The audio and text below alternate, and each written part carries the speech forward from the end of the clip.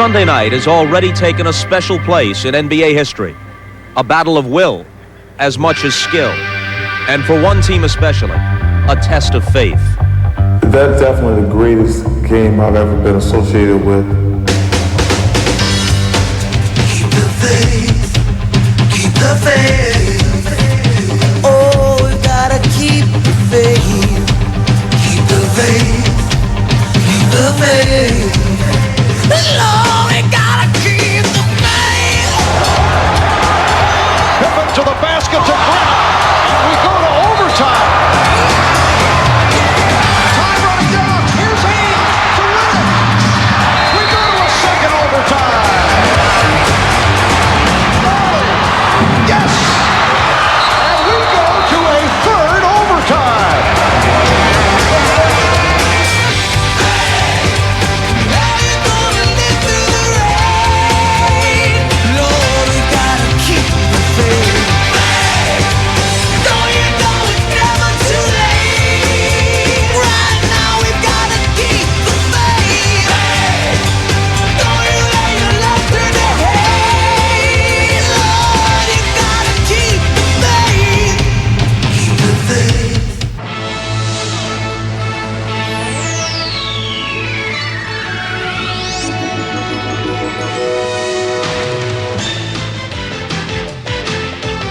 This is the NBA on NBC.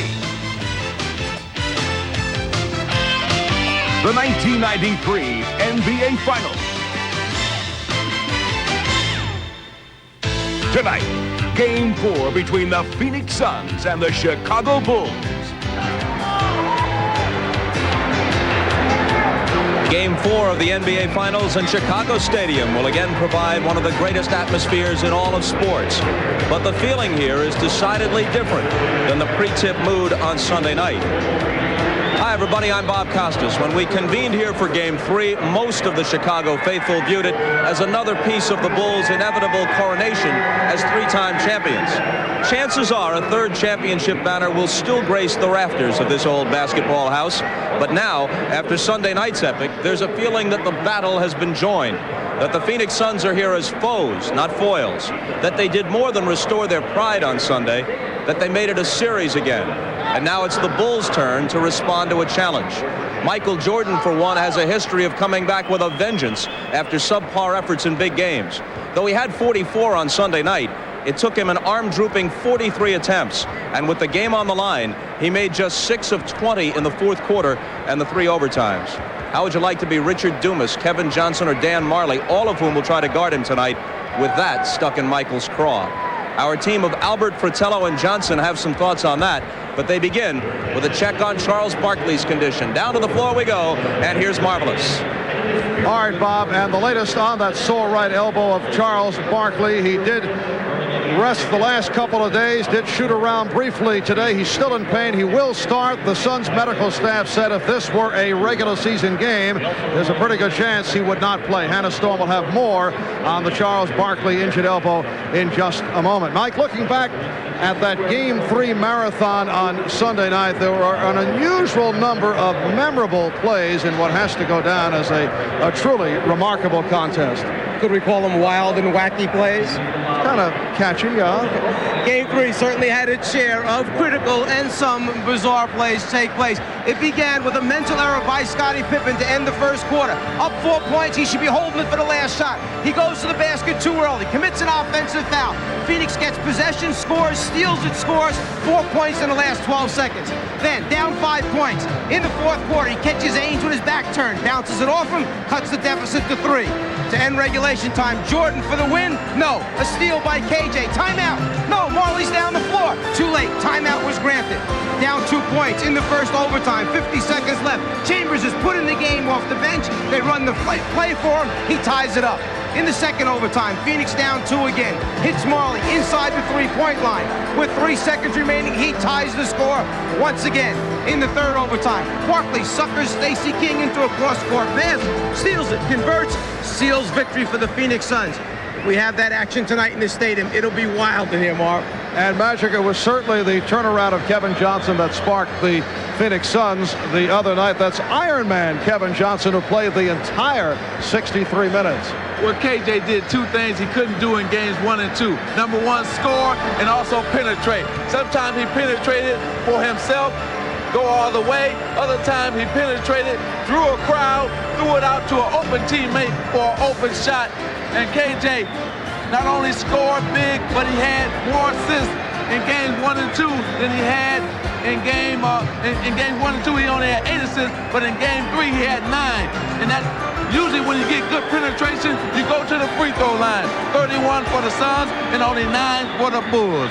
Charles, we're very busy here. It's an opening I just want to of a make TV sure show. y'all predicting we're going to win tonight. We're very busy. Very busy. On the subject of Michael Jordan, when is the last time that Jordan missed 14 shots, 6 for 20 down the stretch after the third quarter with the game on the line? Well, Michael Jordan told me he was very tired, but he's looking to come out early and take advantage of Kevin Johnson guarding him. Or like Michael Jordan said to me, he's going to light Kevin Johnson up tonight. All right, so Michael Jordan hoping to bounce back from the subpar performance in game number 3. And when we come back, the introduction of the starting lineups, always a dramatic rendition here in Chicago.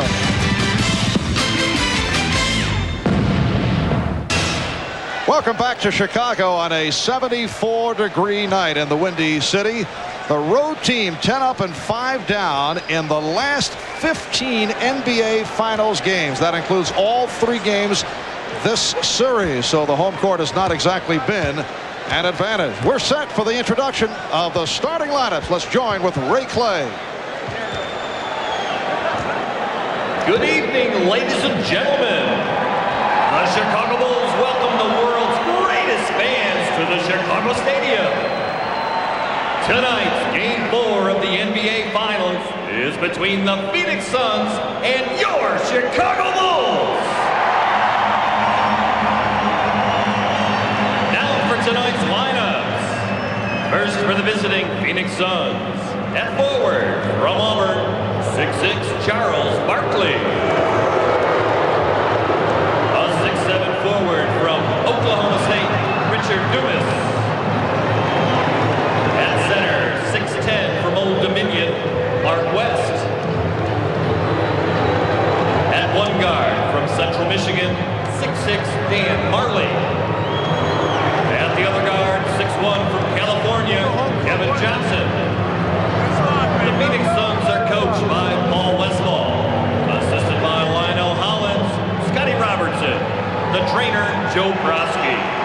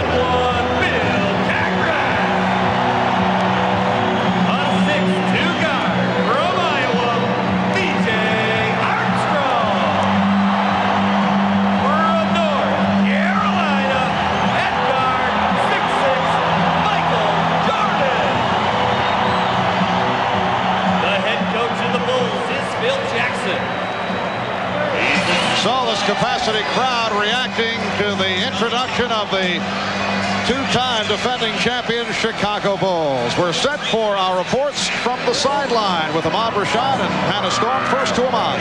All right, thanks, Marv. Just like Magic Johnson said earlier, the Chicago Bulls will have to make some adjustments. I talked to Scottie Pippen about that. He said one of the things that he thought his team did better than any other team in the NBA is to make game-to-game adjustments. The thing that surprised him, though, was that the Phoenix Suns were able to come in here on Sunday and catch them emotionally flat. He says that will not happen tonight. Their goal is to turn the intensity up as high as possible from start to finish, because the last thing they want to do is go back to Phoenix. Hannah? Well, Ahmad, one would think that a team like the Phoenix Suns with very little experience in the finals might be uptight at this point in the series, but that is not the case. It's because their coach, Paul Westphal, has told them to have fun at the finals, and that's exactly what they've been doing, led, of course, by Charles Barkley, who you saw joking around with Marv Albert. Charles has been enjoying the city he took in a baseball game and is even having fun at the mandatory media sessions.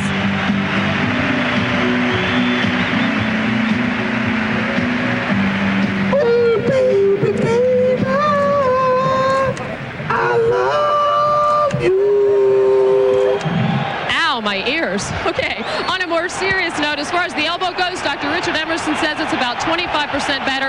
Charles is in pain, especially when he extends his arm after his shots, but if you ask him how he feels, he simply says, I feel good, and says it with a smile. Marv?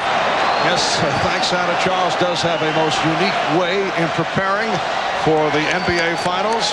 Well, I don't think Michael Jackson has anything to worry about. All right, Hugh Evans, Ed T. Rush, Bill Oakes are the officials. We saw different matchups in Game 3 utilized by Paul Westphal. What are you looking for here tonight?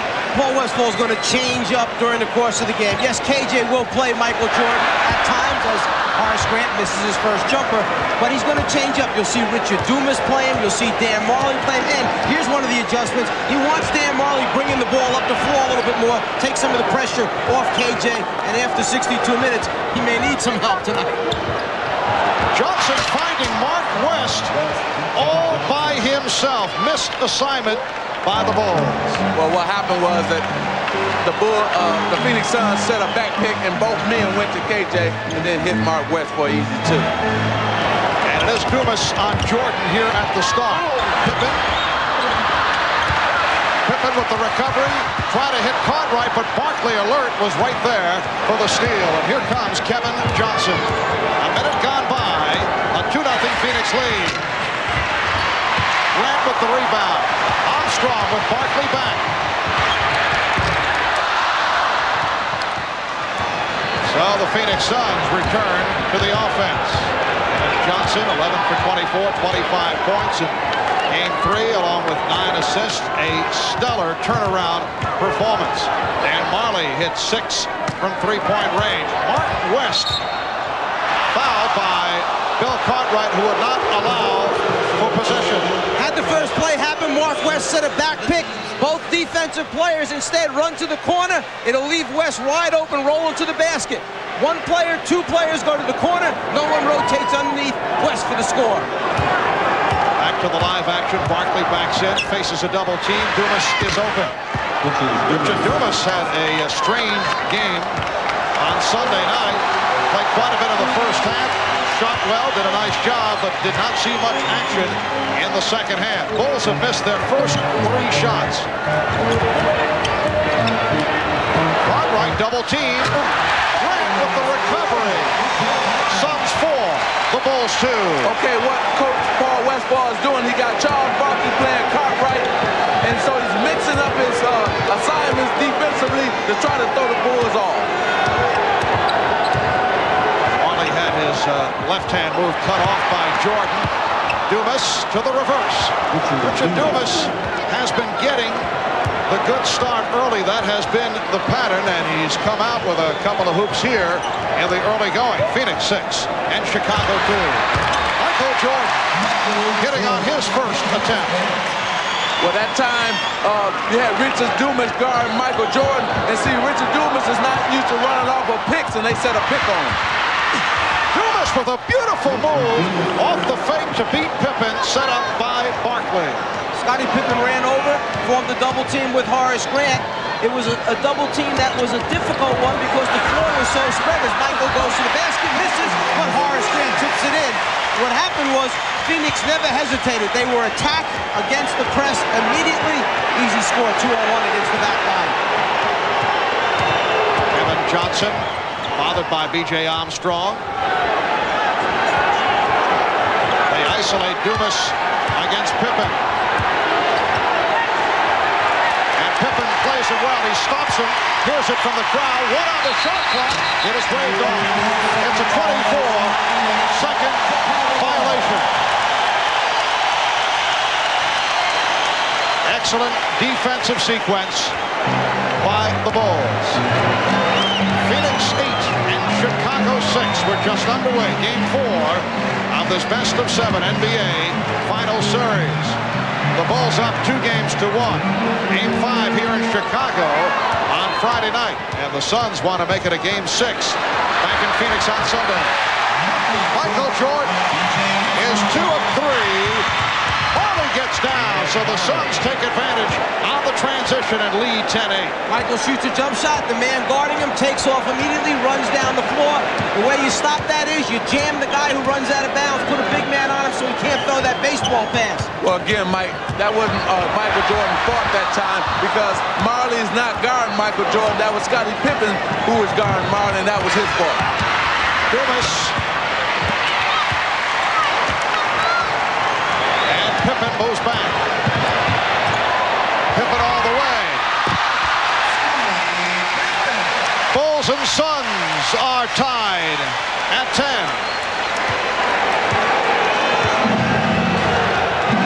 And Armstrong picks up Johnson in the backcourt. It's back to the pressure of Armstrong against Johnson.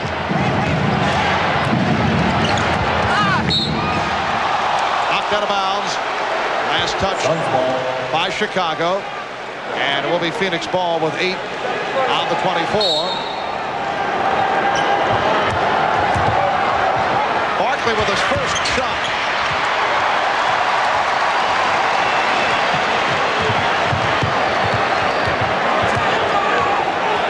Pippen works his way inside.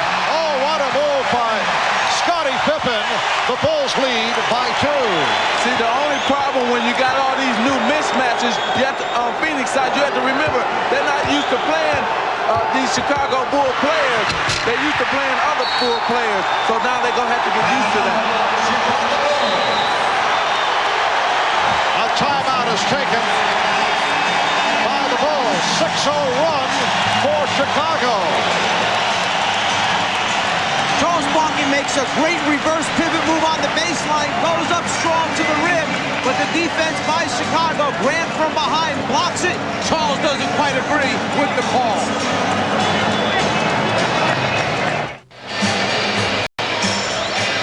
After the block shot by Horace Grant, Charles Barkley does not agree. Goes after Bill Oates, the official, and lets him know. It looks like Oates is ready to hit him with a technical foul. Instead, he lets it go and walks away. You need to remember the incident that took place in Madison Square Garden with Scottie Pippen. Yes, that was back in Game 2 of the series, a game that saw 6 technical fouls called, and it was Scottie Pippen throwing the ball at the official Bill Oates, who had the quick thumb that night, and Pippen was thrown out. Chicago lost that game to the Knicks 96-91. Knicks had a 2-0 lead, and then Chicago came back, reeled off 4 straight victories. So you're saying that perhaps the trigger-happy situation as Johnson forced it, and a loose ball foul is called on the Suns. Is it your feeling that the league would prefer a bit more compassion when it comes to ejections in critical situations? I think Bill Oates used excellent judgment that time. I think he'll be the first to admit that he made a mistake in the game at Madison Square Garden. He missed the call. It was not a double dribble or 2 hands on the basketball. Then he compounded the mistake by throwing Scottie out of the game. This time, good decision. Walk away, let it go, let him continue to play. Jordan with the shot clock running down. Cartwright gets to him. Plus, Marv, you have to remember, people come to see the stars. They don't want to see them thrown out of the game. Unless there is a solid reason for it. Cartwright not able to hit. Grant with a spectacular tip. Horace Grant off to a fast start. He has 6. The Bulls 14. The Suns 10. Horace Grant started slowly in Game 3. He was involved in early foul trouble, then came on late before fouling out. West off a double team. Rebound, Grant. Well, the Bulls have to like the intensity they're getting here as Armstrong finishes off the break to give Chicago a 6-point lead. Ahmad Rashad mentioned after that last time out, Phil Jackson was very happy with the intensity of the basketball team, but they had come out strong. Just talked about minor adjustments, but basically overall pleased with what was going on. Bad shot taken by Kevin Johnson, and the Suns fortunate that it was knocked out of bounds by the Bulls. Point of emphasis for Phoenix, keep Chicago off the offensive boards, and that's their main man, Horace Grant, who gives them those second shot opportunities. It is a 10-0 run for Chicago. Meanwhile, Phoenix has missed its last 5 shots. 5:11 remaining in this first quarter, and the Bulls lead 16-10. There's Oliver Miller, the rookie from Arkansas, checking in for the first time, replacing Mark West. Marley not given any room from three-point land. Miller, Barkley, Charles getting the good position, and the Bulls now lead by 4. For Barkley, his first field goal. Dumas on Armstrong. Kevin Johnson back defending against Jordan. You may have noticed that Michael could have taken a quick shot when he first came down. Steal this time by Richard Dumas in transition. Behind the back and hits on the drive. What a move by Richard Dumas. He now has 8. It was a fantastic steal as well, and a great offensive play. Another steal here by Phoenix. And it's Dumas with the numbers. Surprised Barkley with that pass, and it was deflected out by Chicago. Producing some easy scores of their own by playing good defense. Dumas shoots the passing lane, then gives a little behind-the-back action as BJ reaches for the steal and finishes. And a reach-in foul. B.J. Armstrong called for his first. Before the steal by Richard Dumas, I mentioned that Michael Jordan had a quick early shot, but instead you saw him pull it out, reverse the basketball. One of the things Chicago wanted to do tonight, use more time up on the 24-second clock. Don't get into Phoenix's tempo, play their tempo. Make Phoenix play defense. Pick and roll resulting in the turnover. Pippen for Armstrong. Chicago leads by 4 as we come up on 4 minutes remaining in this first quarter.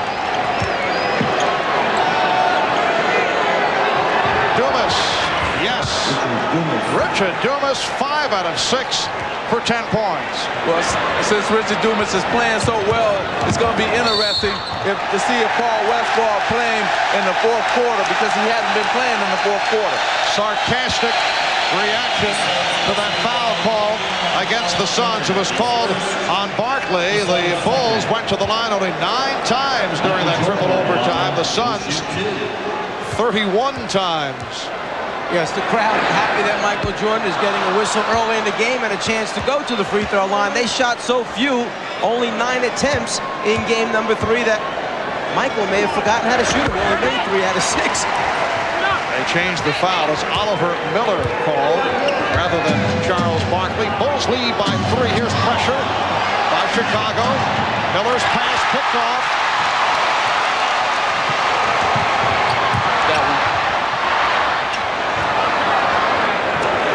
Caught right. Played by Barkley. Jordan. Yes. 7 points for Michael Jordan. And the Bulls lead 21-16.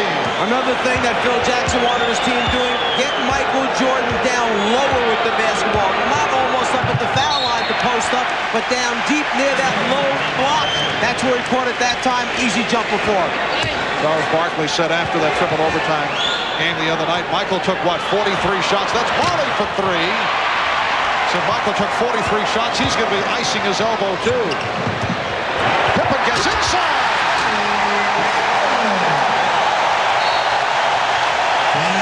Phoenix will talk it over.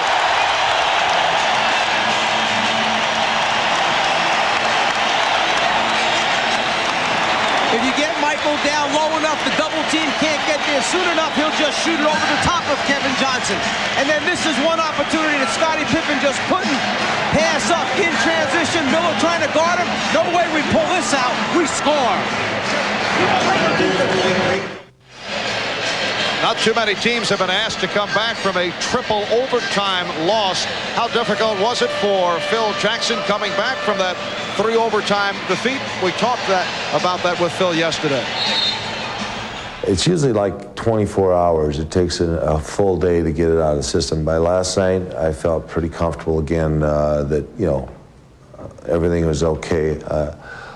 I got it out of my system through viewing it, obviously, and finding out the second time through what I had to see. And then I got it out of my system by talking to the coaches and talking to them about, you know, realistically, where are we here? And then finally, just by getting some exercise, and then that was all right. You know, it's amazing. Magic and I feel the same way when we're done working with you, and a little bit of exercise makes us feel much better. What a cheap shot attempt off a serious issue. Just awful, Magic, that I have to live with this the entire season. Well, I'm not going to get into that one, but I am going to get into this one. Now you see Kevin Johnson is coming back down to relieve some of that pressure because Phoenix had turned the ball over last time, and I think Paul Westphal wanted to get Kevin back down there. And Kevin Johnson able to penetrate. The Bulls now lead 23-18 with 2 minutes and 40 seconds remaining first quarter. Bulls have hit their last 5 shots. They are 11 of 18. Here is Jordan, that time guarded by Chambers. Chambers! Oh, Chambers not able to hit, but he's fouled. Chambers did well in eluding the block of the 2 guys chasing him, 2 of the best defenders in basketball, and Michael Jordan, Scottie Pippen. Earlier, when Marley ran out, Michael Jordan was in the corner. This time he was at the top of the circle, so he was the deepest man. Chambers took off immediately on the jump shot. He goes to finish it off with a dunk, but the foul makes the ball pop back out again. Foul committed by Pippen. Remember, to count as 2 points, the ball must pass through the net to count as 2. There are shots that have gone in and popped back out of the net again, which means you don't get 2 points, Mark. Tom Chambers, 27 minutes. The other night did a nice job, 5 for 9, 12 points.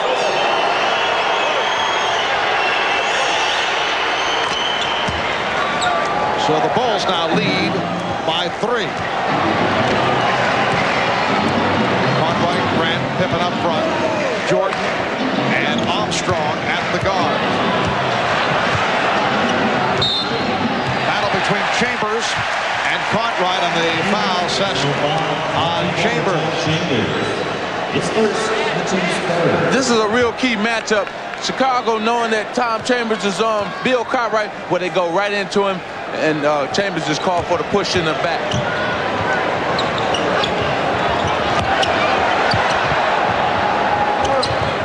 Now Jordan guarded by Dumas. Marley over to help, but leaves Pippen open. And Pippen goes to the hoop.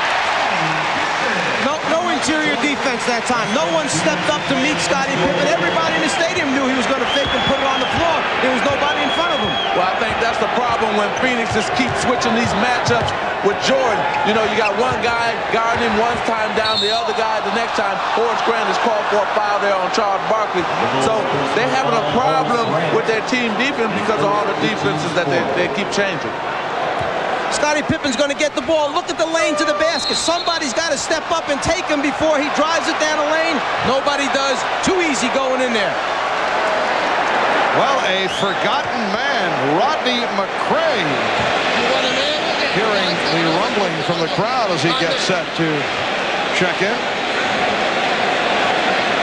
An injury-hit season for Rodney McCray.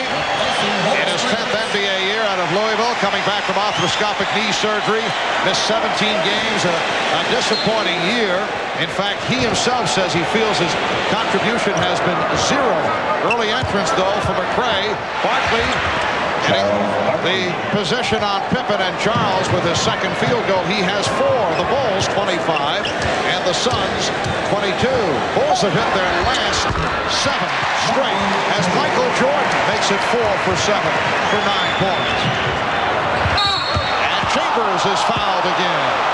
See, what you have here is you have Bill Cartwright guarding Tom Chambers, and Tom Chambers guarding Bill Cartwright. Now, we're going to see which one is going to take advantage of the other. The last time down, Bill drew a foul on Chambers. This time, Chambers draws a foul on Bill Cartwright using his quickness. Somebody may have questioned why was Barkley taken off of Cartwright, because, you know, it was so good for Charles in the last game. He conserved all that energy playing Bill. Chicago doesn't go to him that much. The reason is because it would have put Chambers on Grant before he was just taken out. Chambers can't change ends of the floor or jump with Grant on the offensive board, so they put Barkley back on Grant.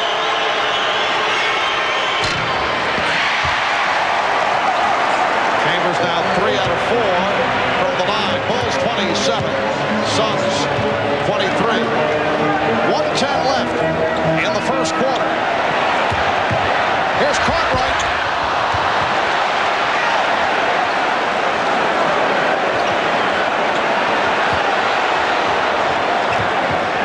Just under 1 minute remaining in the quarter. Jordan putting the move on Marley.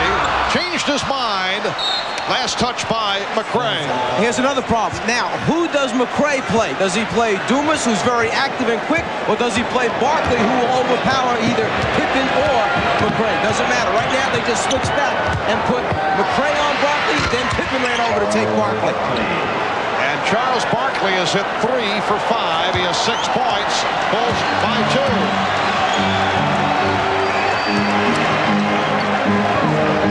Bulls have led by as many as 7. Michael Jordan on target.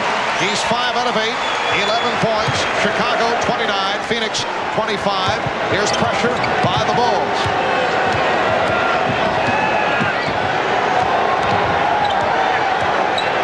Seconds left in the quarter. Johnson gets inside.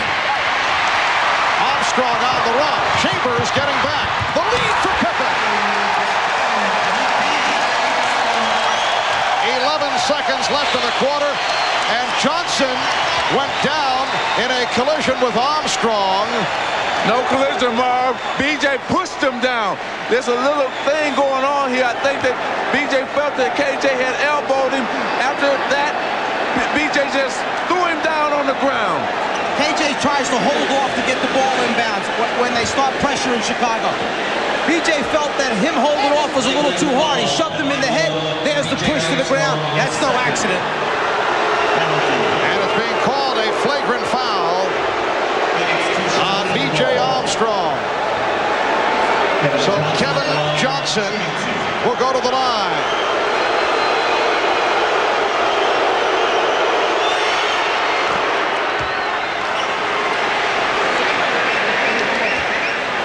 Kevin Johnson, 82% free throw shooter.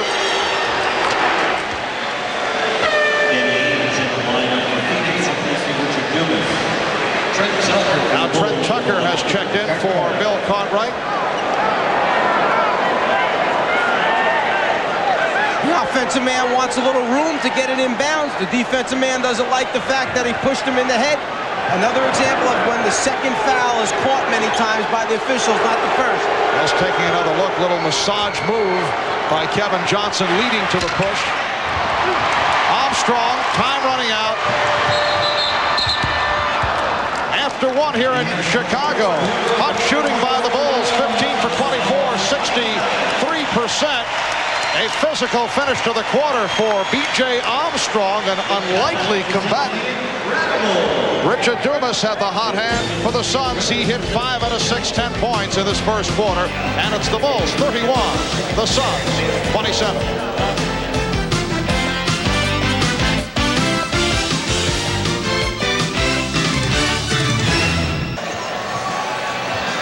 Welcome back to Chicago. Marv Albert, along with the czar of the telestrator, Mike Fratello, Magic Johnson, Ahmad Rashad, Hannah Storm. Bob Costas will be along with the Prudential halftime report. Talked about the sore elbow of Charles Barkley. You ever suffer from telestrator elbow, Czar? I know you've seen icing it down after telecast. I have to deal with that frequently, particularly when given many opportunities in one game, and then in triple overtime games, it's really difficult to bounce back. And Charles Barkley, despite that injured elbow, 3 of 5, 6 points in the first quarter. Danny Ainge has checked in for the first time. Stacey King has come on, as has John Paxson. Marley with the rebound. Nice fake on McRae. So the Suns now trail 31 to 29. Jordan and Paxson at the guards with King, McCray, and Williams up front. So Scott Williams, Stacey King, and Rodney McCray on the Chicago front line. And Jordan is being guarded by Marley. Jordan. Barkley gets to it. Ahmad had mentioned coming out of the timeout that Chicago went with McCray over King. A nice backdoor pass by Charles Barkley to Danny Ainge. Chicago had gone with McCray rather than King for more quickness on the floor because McCray is noted to be a pretty good defender.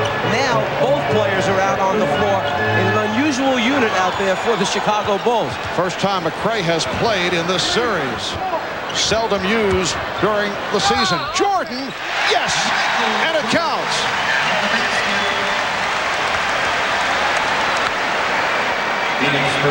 Well, Michael Jordan feels he can beat Dan Marley off the dribble anytime he wants to, and he does it right there, scoop it for two.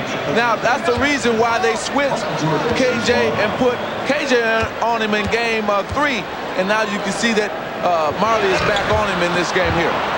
Michael Jordan upset with himself. 1 of 3 from the line. Chambers was called for that foul. Miller was expecting contact. Kicked out by Williams of the Bulls. Phoenix wastes no time trying to come back at you. If they can get it down, post someone up quickly, they go right to it. Well, they changed their game now. They're going back to the regular season philosophy, trying to beat you down the court and score at will on you. Now Barkley facing the triple team. Charles was so concerned about McCray coming down from the top that he lost sight of Stacey King from behind him. Jordan with 15. The Bulls lead 35-31. Patrick, you mentioned the Suns' regular season philosophy. They average 113 per game, leading the NBA, second in shooting it at 49%. Here's Chambers. Yes, a 2-point Chicago lead. Well, they felt that in game 3 that they went back to that philosophy. Got a lot of open shots in game 3 because they were pushing the ball up early, and they're trying to do that again. Barkley with the steal. Well, Charles had that diagnosed, and he's tied the game at 35. Had some words of advice for Jordan as he finished it off. Oh, yeah, he's just letting them know that he's here to try to win a championship. This is this is a very interesting game. You felt that the Bulls were going to take advantage of the situation because they came out strong. Now here comes Phoenix back strong. Let's go back a moment ago to Michael, who's made a decision here, a concerted effort to go to the basket, 7 for 11 from the floor at this point. And then Charles showing Michael that he wants to play in this game as well. The best for a guy his size that's stepping up in the passing lane and then taking it the length of the floor. Strong start for Michael Jordan. He's hit 7 of 11 for 15 points, although he did not have a usual Michael Jordan type game on Sunday night. It has been a splendid playoff run for Michael. I asked him, is this the best that he has played all season long? I think it has been, because I think what's at stake is a little bit more challenging than what was at stake going through the 82 games. I mean, once you go through it a certain amount of times, you have a monotony starting to set in, so you don't really have the challenge that's there today or at this particular time. And I think that's helped me elevate my game and be more consistent with my play. You kind of miss the dark sunglasses look on you. Little attempt at humor there, Michael. Michael did have the glasses off. So. Ainge on the follow. 3 minutes gone by in the second quarter. And the Bulls now lead 37-35. Here's Jordan. 19 for Jordan. There aren't a whole lot of jump shots coming out of Michael Jordan this evening. He's taking it to the rim. And plus that Dan Marley is back guarding him a lot, and he's just taking Dan off the dribble. Paxson looking to spot up. Jordan through the foul. Well, Phil Jackson told us after practice yesterday he wanted Michael going to the rim, and that has been the case here in the first half. Well, he certainly elevates his game here as He finishes with the right hand. Then that was so good, he decided to come back again and try it with the left. Watch Marley yelling for help immediately. Where's my help? Come on, guys. Close the lane down. But a little too late as Michael draws contact. I couldn't believe that I read in a Chicago paper today that one of the sports writers said that Michael Jordan has lost a step. He looks like he's getting old because he couldn't finish and win the game for him in Game 3. And it just blew me right away. How quickly they forget. Michael Jordan with all 9 of Chicago's points in the second quarter, and he has 20 of the Bulls' 40. Make it 21 of 41, and the Bulls now lead 41-35. And here's pressure by Chicago.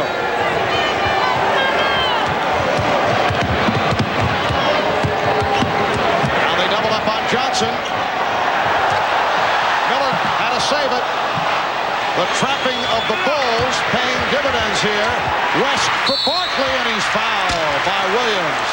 That was an excellent read that time by West. Yeah, it was a little shaky getting the ball over the half-court line, but then he had Ainge behind the three-point line or Barkley inside. He picked out Barkley on the inside. But it was John's fault. John Paxson, he should have stayed with Barkley. Instead, when West pump fake, he thought he was going out to Danny Ainge. John ran that way, and he dumped it right into Barkley. One of the things coaches emphasize, don't leave until the ball is in the air. Then make your rotation out, because great players will ball fake you, get you to run, and then they'll thread the needle in the heart of the defense. Barkley on the line for the first time, a 76% free throw shooter. Danny Ainge departing, replaced by Richard Dumas, who had the hot hand early at 5 of 6. Both clubs have shot well. Chicago 65% from the floor. West cuts it to a 3-point Chicago lead, and the Suns are shooting 50%. Paul Westphal, I would think, feels pretty good. He hasn't had to play KJ on Michael a whole lot here so far, and they're still close enough. If he needs him a lot in the second half, he should be fresh. Michael Jordan, 10 for 14, 23 points. It counts in the foul. Dumas blocked by King, and Dumas will go to the line. Michael Jordan with the smaller KJ goes down the baseline, then just intends to elevate over the top and get a good look. But one thing that Phoenix has been doing, the long baseball pass, something that must be there in the scouting report. They can take advantage in transition after scores. This Phoenix team is back to playing their running style basketball. They're running after made baskets. They're running after missed baskets. They're just getting out, beating the Chicago Bulls down the court every single time. Dumas to the line for the first time, 71% free throw shooter. 3-point play for the rookie Richard Dumas. The Bulls 43, the Suns 41. Michael Jordan scoring all 12 Chicago points here in the second quarter on 5 of 6 from the field. Illegal defense called for the first time. And now the matchup is Kevin Johnson guarding Michael Jordan as the rotating on the defense continues against Jordan. Miller sitting down. Chambers is back. Now Johnson guarding Paxson. And it's Dumas against Jordan. Foul call. Dumas using the two hands to try and keep Jordan away. I think that the change took place because Paul Westphal felt Michael's been getting down the baseline a lot. Let me put a bigger guy, a more athletic guy, to perhaps challenge his shot. Problem is, when the offensive guy is backing down, you cannot put two hands in his back. Dumas goes 6'7", about 205. Here's Jordan. Dumas gambled, went for the steal, and it led to the foul. That's one of the reasons why Richard Dumas is not on the floor at the end of games right now recently, because he gambles a lot defensively. He breaks the team defense down, goes for the steal, misses. It leads to an easy 2 free throw attempts for Michael. Kevin Johnson called for the foul, reaching in. Jordan 4 of 6. He has 24 points.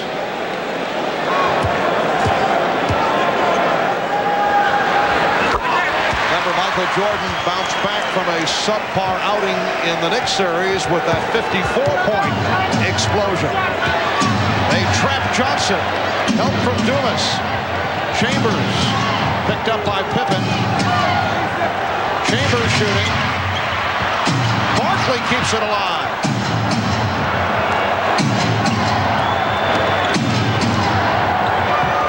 Barkley. Look out. It is Phoenix ball. Hugh Evans hanging in after the contact with Jordan and still able to make the call. Timeout taken. 6:59 remaining in this first half. Jordan trying to save it. Makes contact with the official Hugh Evans. When we come back, it will be Phoenix possession.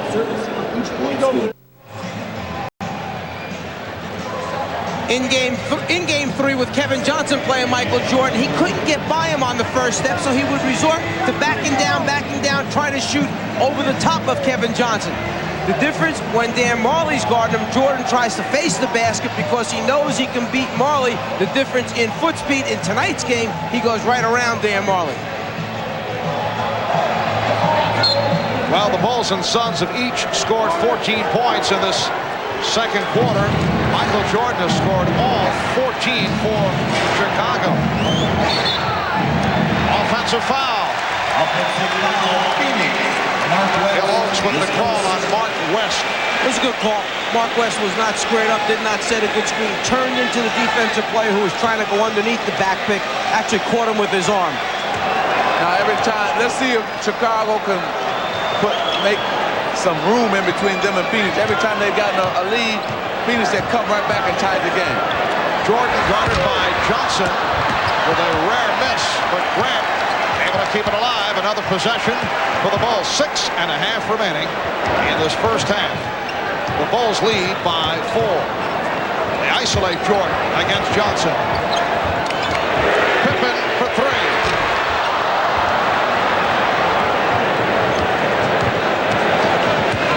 Johnson and Marley in the backcourt. Mark West, Charles Barkley up front, along with Richard Dumas. And the foul called.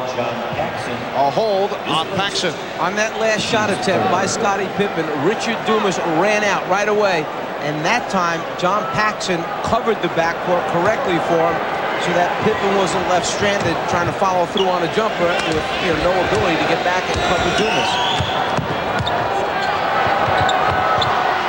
Working hard for the shot. Mark West is 3 for 3. 6 points. The Bulls now lead 45-43. He couldn't beat KJ off the dribble on that first step. KJ did a good job keeping the ball in front of him. Jordan with some room. 11 of 16. 27 points. The NBA Finals record most points in a half. 35 by Michael Jordan. Game 1. Last year's series against Portland. Phoenix getting back. Paxson for 3. Yes. Well, the first field goal by a Bull aside from Michael Jordan in the second quarter. Bulls have matched their biggest lead, a margin of 7 with 5 minutes remaining in the first half. Barkley. Jordan with the rebound. Jordan's pass deflected, handled by Grant. Now the Bulls lead by 9. Well, what's happening here is Phoenix got to now slow the game down. Now it wants a timeout by Phoenix. But right now, this is Chicago. It's got their half-court offense going because of Michael Jordan is dominating the game. Phoenix must now find out what are they going to do in their half-court to combat Michael Jordan.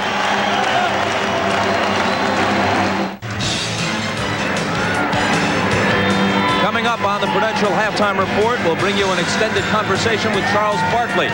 Charles talks about being a role model, answers the criticism of Karl Malone in this past week's Sports Illustrated on that score, compares himself as a ball player with Michael Jordan, and touches upon other topics. Sir Charles at halftime. Right now, back to the game as we rejoin Marv, Mike, and Magic.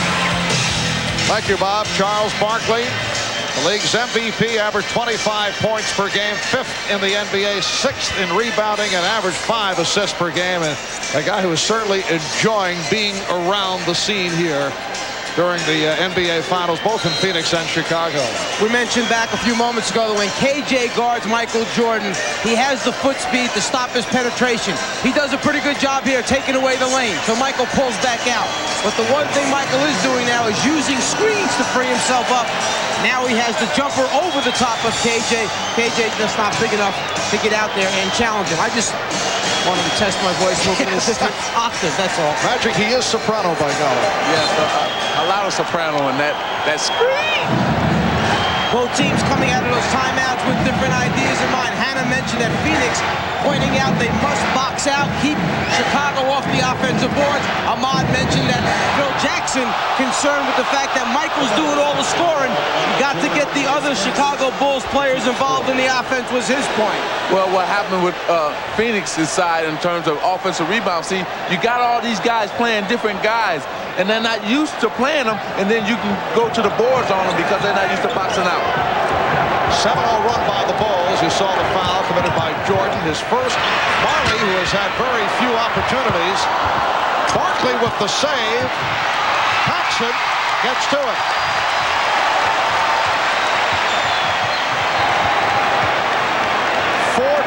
Remaining in the first half. Chicago seeking to go up 3-1. Phoenix trying to tie the series at 2. Jordan rebounded by Barkley.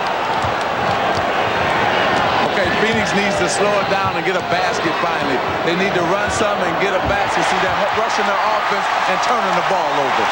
Horace Grant with that steal. Here's Pippen.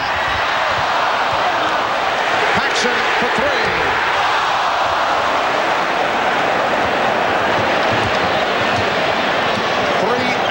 Left. First half. Bulls by 9.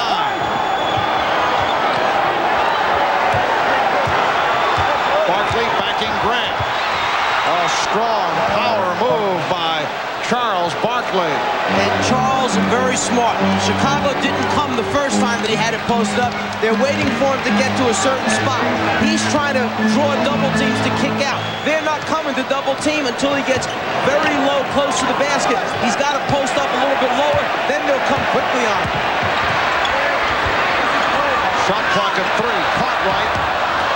West with the rebound.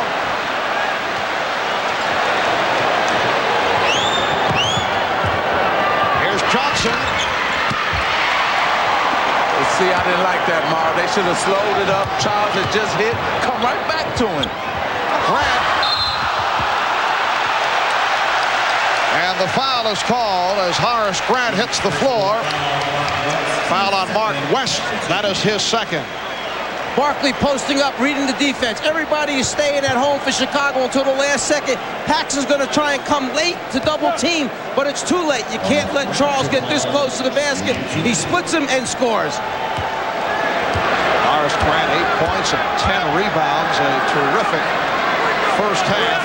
Horace Grant named to the NBA's all-defensive second team, but he's the first to admit. Now Michael Jordan will get a rest. 27 points for Michael.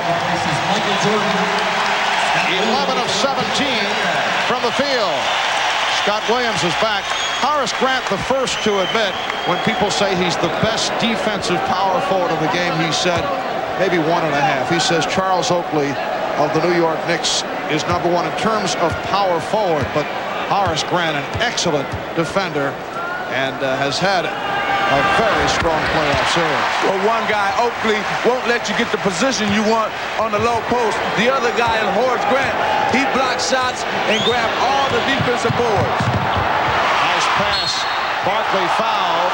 Kevin Johnson hitting Charles Barkley on the hop, and the foul is called on Scott Williams. And just to go back to that thought about defense, Oakley may be a better power forward defensively as far as strength and stuff, but there's other types of defense involved, like shot blocking ability, which this guy has and Oakley really doesn't have.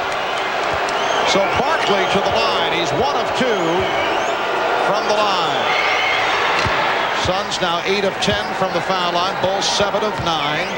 Both clubs have shot well. Bulls at 59% from the field. Phoenix just under 50. I think this is more important for Phoenix in these last 2 minutes and 26 seconds than it is for Chicago. They cannot let Chicago get a big lead, like a 10-point lead, and get this crowd going. The other factor, Phoenix not able to go to the major weapon in the triple overtime victory, not able to go to the three-point shot. They've attempted only one, did not hit it. Holding foul on Ames. Bulls not giving any room to the long bombers like Ainge and Marley have not been able to find the look to get off the shot. You know why, Mark? Because they stopped Kevin Johnson's penetration. See, once you stop him from penetrating, excuse me, like they're doing right now in the first half, then those Michael Jordan and Scottie Pippen can play up on Dan Marley and Danny Ainge and take away the shot. Grant 3 of 3 from the line.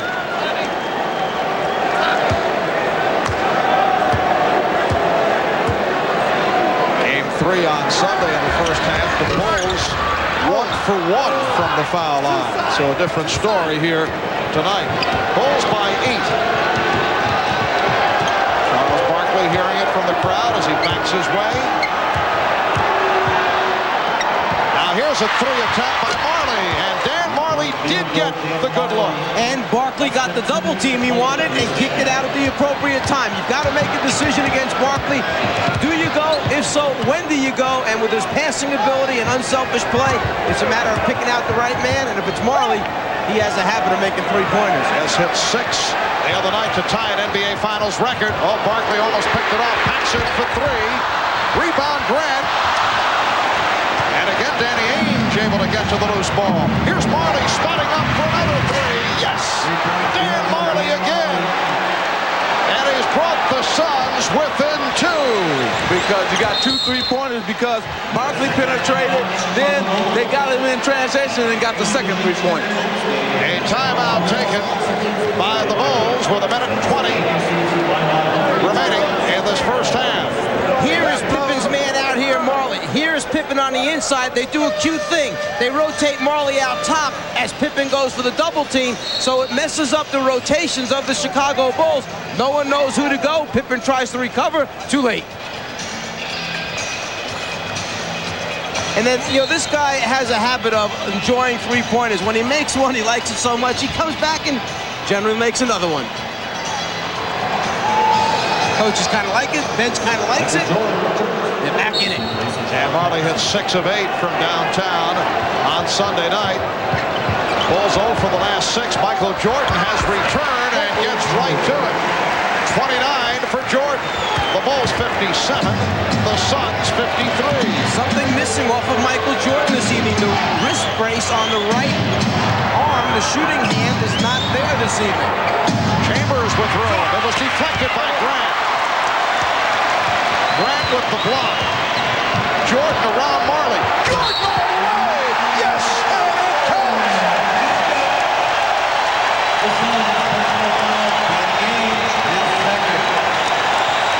Well, Michael is dangerous when he gets a rebound and he can go coast to coast. He's going to dunk on 2 guys. What a lane opens up. No one closes down. You've got to get to Michael sooner. You let him get inside the foul line area. You know he's going to take off from there, elevate, and keep flying to the front of the rim. You've got to get him to pick up that dribble by the dotted line area. The right wrist must be feeling better. The brace is off. He's 13 for 19 from the floor. Horace Grant called for that loose ball foul, and Charles Barkley will go to the line. It's just an empty feeling if you're Dan Marley, seeing Michael Jordan come at you full speed in the open court. You're backing up, you're on your heels, you turn and look for help, and there's no one there. Well, remember when I was telling you in Game 3, he did not come at anybody with a head of steam because he was tired. Well, tonight, he's not tired, and he's the most dangerous when he's coming at you with a head of steam. He can go left or right. 2 days of rest certainly helping Michael. Did play some golf, I'm told, yesterday, but 31 points in this first half, 20 of the 31 here in the second quarter.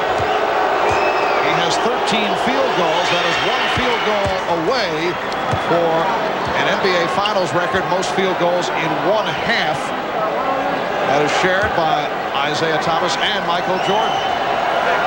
Bulls lead by 5 with 48 seconds remaining in the first half. Well, the only thing Michael hasn't done in the first half is come up with a steal and knock down a three-pointer. So we'll see if he heads to his line. However, despite the exploits of Jordan, the Suns are only 4 down. That's what I was getting ready to say, that Paul Westphal must be feeling really good about his position in this game right now.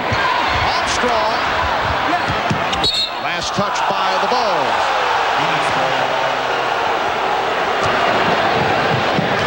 Trying to beat Chicago in transition. Barkley tried the three. Not so sure with the time remaining. It was just at 29 seconds when Charles went up for the shot. Might have been better for him to run it down. As you said, Magic, they should be feeling good. Only 4 down. They could have run it down right to the end and given Chicago very little time to try and score back at him.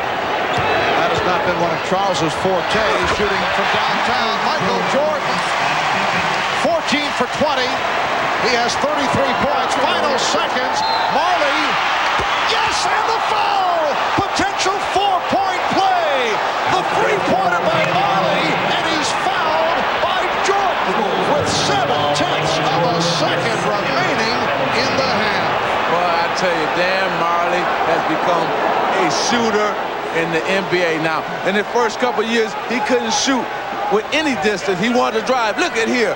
He takes the foul and still knocks it down. That's a sign of a guy who not only can shoot, but he's also big and strong where he can take the foul and still knock it down. So you're saying in his early going in the NBA, you'd give him the outside shot. Yeah, before he wouldn't take it, he just wanted to drive.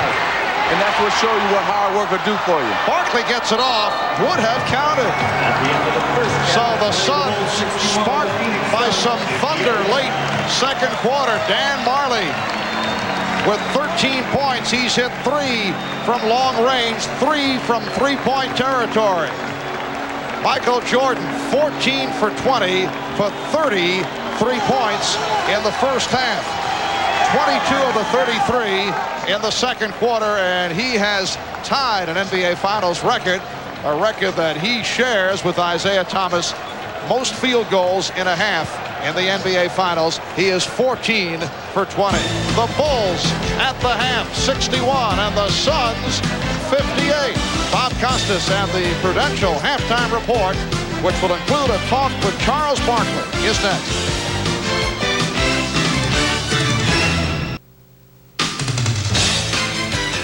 This is the Prudential Halftime Report, brought to you by the Prudential. Peace of mind. It comes with every piece of the rock. Do you believe this? The Bulls by only 3 at the half, despite the fact that Jordan has scored 33. Now, he holds the playoff record some years back in a double overtime game against the Celtics, scoring 63. The finals record is Elgin Baylor, who had 61 in a regulation game in the finals in 1962 for the Lakers against the Boston Celtics. The most Michael has ever had in a finals game, 46 last year against Portland. So 33 at the half. They try everything defensively. Nothing works. Well, Bob, they've been running a lot of different people at him. But with Michael Jordan, you've got to make a decision. If you got a guy on him that's smaller, like in Kevin Johnson, Michael just raises up and shoot over him. Then you've got the option of looking at somebody like Dan Marley. Michael Jordan uses his quickness there, takes the ball to the basket. In the last game on Sunday, they only had 9 free throws the entire game. In this game alone, Michael Jordan has 8. He's made 5 of them. He's been much more aggressive, but you've got to credit the Phoenix Suns. They've done a very good job of staying in the game. Now, who should play him? Who should have that thankless task in the second half? Put this in perspective. Marley is second-team all-league defensively. Well, I think that says how good Michael Jordan is. But I think you've got to put Marley on him and try to make Michael Jordan shoot over him. I think Marley tries to guard Michael much too close, and that's why Jordan goes around him. Now, Jordan's opposite number, Charles Barkley, has 15 at the half. Very respectable. It just pales alongside what Michael has done with 33. Tomorrow marks the 1-year anniversary of the trade of Charles Barkley from Philadelphia to Phoenix. Barkley was always a great player and one of the most entertaining personalities in sports. But this year has brought an explosion in recognition, and now the stage of the NBA Finals. A stage Barkley has used to express opinions, spar with the media, and defend his teammates. If you're gonna boo Kevin Johnson or give him a hard time if he's struggling, please don't come to the game, because we don't need you. When you criticized the Phoenix fans after Game 2 for getting on KJ, how much of that was completely heartfelt and how much was tactical, trying to give KJ a boost? Well, I don't ever try to give my teammates a boost if they're struggling, because Kevin was doing the best he could. Sometimes it just doesn't go right. All the thing I ask of my team is they give 110%. I just don't think it's fair. That's why I keep my distance from the fans, because I've been through it in Philadelphia and I've heard it around the league when a team's struggling. I just think you should keep your distance from the fans, because if they can turn on the guy who helped get us to the NBA Finals, I mean, it's not a regular season game, it's not the first round, it's not the second, it's not the conference final. This guy has got to help get us to the finals. And if he can have 2 bad games and get booed, that helps me keep it in perspective. But the fans, by and large, have been terrific to you. They have been terrific to me, and I believe that. But I think that it makes me wonder if I struggle, would they do the same to me? See, I pay attention to what's around me. And if they turn on Kevin, I think they would turn on me if I played bad. I am not a role model. You think Karl Malone had a point on the back page of Sports Illustrated this week? He said, look, we don't choose to be role models. We're chosen. It comes with the territory. You don't have to be perfect, but you do the best you can, and you're not the primary role model. Charles is right in that respect, but almost inevitably you become a secondary role model. I believe that I am a secondary role model, because I think anybody who can achieve the success I have, that is great for them. And I think parents would be proud of their kids if they had to reach the level of success. But the point, Carl had a good point, secondary. I'm a secondary role model. The person you are with every single day, that's the person who can mold your life. Because if these kids are half as successful as me, they'll be fine. Are you comfortable with making obscene gestures to the fans and some of the things you said in Seattle late in that series against the Supersonics? Are you comfortable with your own daughter perhaps getting wind of that? I feel bad that my daughter has to do that, but it's amazing. People get offended when athletes do obscene things, but first of all, for me to do something obscene, somebody had to be screaming something to me that's really obscene. I don't go to the game and say I'm gonna make an obscene gesture to a fan. Something has to provoke me. What about the counter-argument to some of what you've just been saying? Even if the fans are abusive, even if someone is abusive enough that he or she should be ejected, you or any other pro player has to be held to a higher standard. You cannot respond. Not true. I'm a person. I was a person long before I was an athlete. And even I'm a man. I'm Charles Barkley secondary. I'm a man first. That's why I have gotten in some altercations, because I don't let these fans, they don't have to respect me, they don't have to like me, but they cannot disrespect me. If a fan walks up to me in my face and says something, he's probably gonna get punched. What is it about you that you think is endearing to people? Because obviously you've been able to play the role of something of the villain, but it's like the villain in some melodrama. People don't really dislike you. They get a kick out of you. What quality is it about you that you think puts that over? Well, I think people respect it. Number one, I'm not gonna lie. You ask me a question, I'm gonna tell you the truth. I think people respect honesty. I think there are so many athletes out there who are just walking PR firms who really, people say, this guy can't be that good, and they're not that good. They just say it to get endorsements and things like that. I just be myself. I'm real. I think people expect my honesty. They expect me to be real. But I think they realize if they listen to what I'm saying and I just go by a 5-second sound bite, I think people understand me a lot better. And wasting no time, we'll be back with part 2 of Charles Barkley after a message from Prudential and a word from the NBA. The Bulls by 3 at the half.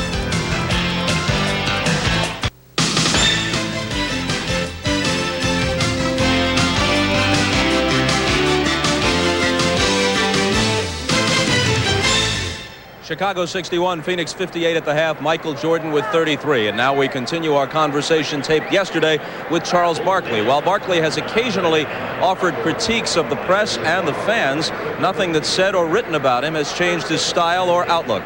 And I asked him about that. None of the scrutiny, fair or unfair, has driven you into a shell. You practically own this town. You're out past midnight, you're hanging around, you're having a good time. You own Chicago this week, don't you? Yeah, right. That's only because we won. If we had lost game 3, I would have been in my room like a hermit. I think that I have spent the greatest years of my life, 18 from when I would go to college to 30. I think those are the best years of your life. Then I get like you, I get old. So 18 to 30 are the best years of my life. I am going to enjoy this entire process because I can't get it back. There's going to be a time, forget the Charles Barkley stuff. I want to hang out with my teammates. I want to hang out with my friends. I am going to enjoy my life while this is happening because I can't ever get my prime years back. I'll make this statement. You agree or disagree.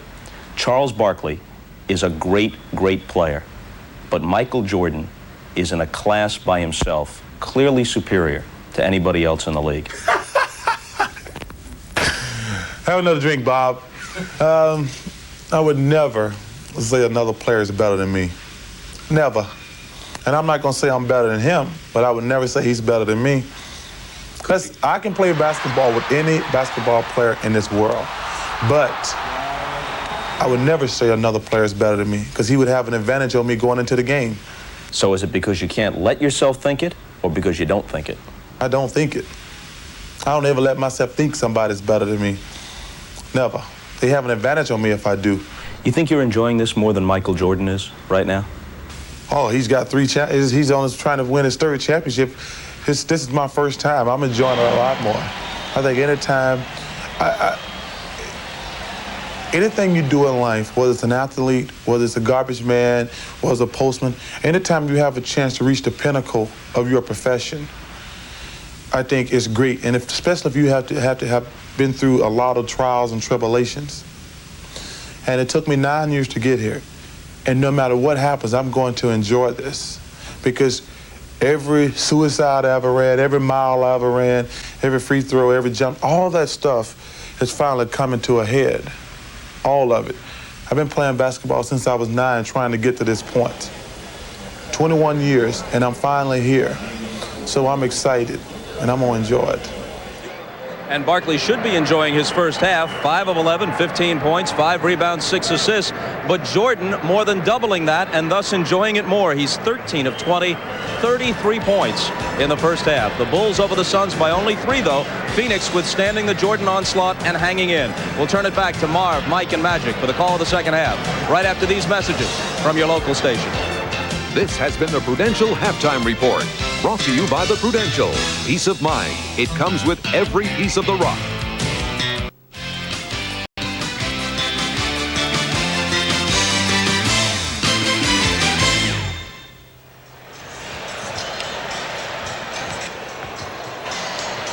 Hot shooting first half for both clubs. Chicago leading Phoenix 61-58. Marv Albert, Mike Fratello, and Magic Johnson. Michael Jordan, the story in the first half. A sensational shooting half for Michael Jordan. 14 of 20, 33 points. He mentioned to you prior to the game that he would come out shooting. He certainly did. But the downside, Magic, as we have seen from time to time, his teammates not involved. Could that hurt them in the long run? Well, I think Michael will come out in the second half and get his teammates more involved because he can't carry the whole team on his shoulders like he did in the first half. So look for him to be an assist man and look for Phoenix probably to double team him more. And Phoenix able to get back into it late in the second quarter with the three-point play, primarily utilized by Dan Marley. They were not able to find three-pointers earlier, but that did change late in the second quarter. I think first we need to go back to last game to see the job that Chicago was doing. A critical play enough to the three-point shooter, who happens to be Dan Marley. Not even contested, wide open for the three-point shot. You leave Marley open like that, you've got a lot of problems. This evening, watch the extra special attention that they pay to the three-point shooters behind the line. When the ball goes in, we'll hold it right there for a second. Everyone is up close to the people that might back up behind the three-point line. They're waiting a little bit longer before they go back inside to try and double-team Charles Barkley, saying basically that Barkley may get a few, but we're not going to let them explode on their three-point shots. And for more on the Phoenix Suns, Hannah is with their coach, Paul Westphal. Thanks, Marv. Paul, Chicago Bulls did a good job at shutting down your three-point options for most of the half, and then your guys got loose for three-pointers at the end. How do you get some good looks at three-point shots in the second half? Well, just tell Dan to back up. As long as he's inside the half-court line, he has a pretty good chance. You got some pretty balanced scoring. Are you happy with the distribution there? Well, I'm glad that we're only down 3 after the way Michael's played. Looking at the stat sheet, though, I see he only got 1 assist. I really think that if he wants to be recognized as an all-around player, he should start passing the ball. Okay, Paul, thanks. By the way, asked Charles Barkley about his elbow. He said, well, I can't shoot, but I'm going to let it fly anyway. Mark? I will pass that suggestion on to Michael. I'm sure he'll start passing the ball around. A look at today's Miller Genuine Draft halftime statistics. Michael Jordan leading the way. Chicago 26 for 45, 58% shooting in the first half. Phoenix shot well, 22 of 46 for 48%. Jordan 14 of 20 for his 33. And from three-point range, Phoenix 3 out of 5, all 3 from downtown from the hands of Dan Marley, who had 6 in game number 3. Marley 3 out of 4 from three-point land, 13 points in all. It's a 3-point advantage for the Bulls as we head to the second half. Welcome back to Chicago Stadium. The usual sellout crowd on hand. Next season will be the finale for the Bulls and the Chicago Blackhawks here at the stadium. The new building still under construction just across the street will be open for business. Barkley from Marley, and the Suns move within 1. At one stretch, the Bulls led by as many as 9. Armstrong and Jordan open up in the backcourt. Cartwright, Pippen, and Grant are up front. Pippen has been very quiet. Cartwright with a show the ball move on West. Grant shooting. Bulls 63. The Suns 60. Setting Phoenix, Kevin Johnson, Dan Marley in the backcourt, Richard Dumas, Mark West, and Charles Barkley up front. Some team is going to have to take control of this game defensively and not offensively. Whoever wins the game will be because of defense. West blew the layup. Armstrong pushing down. Jordan for 3. Michael Jordan, his first three-point field goal attempt. Kevin Johnson only 1 of 6, 3 assists, 2 turnovers in the first half. Dumas posting up Armstrong, help from Cartwright, and Dumas lost it. Try to hold it up there with one hand, that's what happened. Pippen. Beautiful lead for Scottie Pippen, and a quick 20 taken by Paul Westphal. Well, right here, Paul Westphal is going crazy. He's telling his team, what are you doing? Let's stick with our offense. Let's stick with what's got us back into this game. Maybe Michael Jordan can do this. Maybe Charles Barkley can do this, depending on the size of the hands. But Dumas, use 2 hands when you pass the basketball, Richard. Otherwise, you're going to drop it against the aggressive double team. And when you turn it over against Chicago, they come back at you quickly and score. So 5-point lead for the Bulls in this game 4 of the best of 7. Game 1, it was Jordan with 31, Pippen with 27, and a victory for the Bulls. They did it in game 2 in Phoenix, led by Jordan who had 42, Barkley with the 42. Game 3, it was Marley hitting from three-point land, tying an NBA Finals record, hitting 6 from downtown. Barkley rebounded by Cartwright. Charles Barkley 6 of 13. Michael Jordan once again with the extension, once again taking it to the basket. But see, this is what happens when you got so many guys trying to guard Michael Jordan that's not used to guarding. He just takes Dumas, head fakes him to the baseline, comes back to the middle, and scores on him. If you go back to the first half, we showed you him crossing over right to left. That time he gave you a little zigzag dribble. He started with the crossover, but came back to the right hand to come down the lane. 36 for Jordan. His 33 points in the first half, 2 away from an NBA Finals record. He scored 35 for the record in Game 1 against Portland last season. Barkley.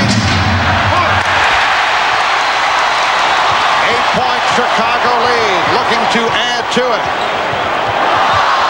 Barkley broke it up. Upset, felt that he should have picked it off. It'll be Chicago ball with 17 on the 24. Up to this point in the game, Charles Barkley is 1 for 8 from the outside and 4 for 5 now from the inside. Cartwright played by Barkley. Down to 5 on the 24. Down to three. Jordan. And Barkley with the rebound. Pops it down. Dumas ahead of the field. Able to elude Jordan. The Bulls 68 and the Suns 62. Richard Dumas has 15. Well, I tell you, that was one great outlet pass by Charles Barkley. Because you have Marley and Dumas running side by side with Michael back. And he was able to lay it out enough knowing that Dumas was going to outrun Marley to get to the ball. Cartwright. Fouled by West. That is number 4 on Mark West. His fourth, 15 seconds. Barkley gets the ball, goes after the rebound, turns and sees 2 teammates down there. Michael can't decide which guy he's going to throw it to at first. He goes all the way to Dumas for the score. Tom Chambers will replace Mark West. Bill Cartwright looking for his first points. It has been an injury-hit season for Bill Cartwright back in February, placed on the injured list because of a sore back and sore knees. West departing. Chambers comes on. Last year, Cartwright missed 17 games with a broken hand. Missed 17 games during the regular season this year. That's his first point. The Bulls lead by 7. Here's some pressure by Armstrong. Kevin Johnson has been very quiet to this point. Yeah, he's not been able to penetrate and get down the middle of the lane. Also, let's take a look and see what the Chambers and Cartwright matchup if Phoenix tried to take advantage of Bill Cartwright guarding Tom Chambers. Cartwright called for that foul, his third. They tell the big men, step out and stop penetration. Well, Bill steps out, but a little bit too hard. Well, that's what you want, though. You may think it's a bad foul, but actually it's not, because next time Kevin's going to be thinking about Bill Cartwright jumping out there, and he might not come as hard off that pick and roll, Kevin Johnson. You're saying his bell is still ringing? Exactly. Chambers. And Grant able to get to it. Scott Williams has replaced Bill Cartwright. Jordan around Dumas. Yes! And it counts!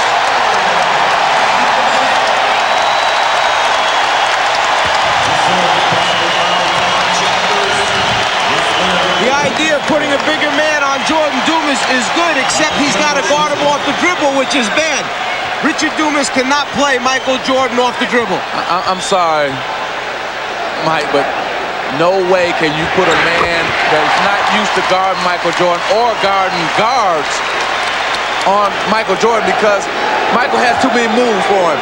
It's a good idea, but it's not working for the Phoenix Suns. The idea is to put athleticism against athleticism, or somebody that might be able to leap and jump and challenge shots down low. But outside, when Michael takes him, like you said, no way he can play him off the dribble. Biggest lead of the game, 10-point margin for Chicago. Chambers fouled by Williams. Scott Williams called for his third. Now, I don't know where Scott Williams was supposed to go on that one. He stayed on the ground on the first fake when Chambers turned to the inside and showed the ball, then put his arms up straight, never left. It must be that his arms leaning forward a little bit broke the plane. Otherwise, pretty good defensive position to me. Chambers 3 for 4 from the line. The Bulls 72 and the Suns 63. Michael Jordan has 39 points.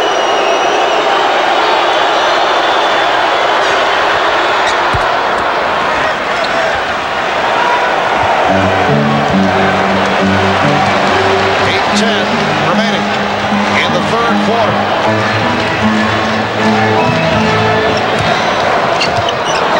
Now Marley guarding Jordan. Dumas also there. Pippen. Oh, he was left free. Scottie Pippen takes advantage of the double team. Pippen has 14.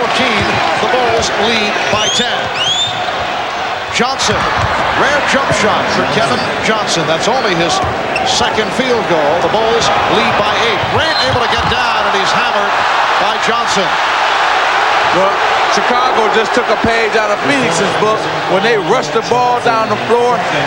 You had Grant sitting there wide open. Michael Jordan threw a no-look pass to him, and KJ couldn't do anything but foul him. When you got a big man who's got you 13 rebounds at this point in the game, you want to reward him every so often. And when he takes off and runs the floor at 6'10", and Michael sees him open, he's going to get him the basketball. I always try to do that. AC Green, Kurt Rambis, Kareem Abdul-Jabbar, if they run down the floor, I always try to get it to them. Fourth team foul committed by the Suns. Barkley now guarding Pippen.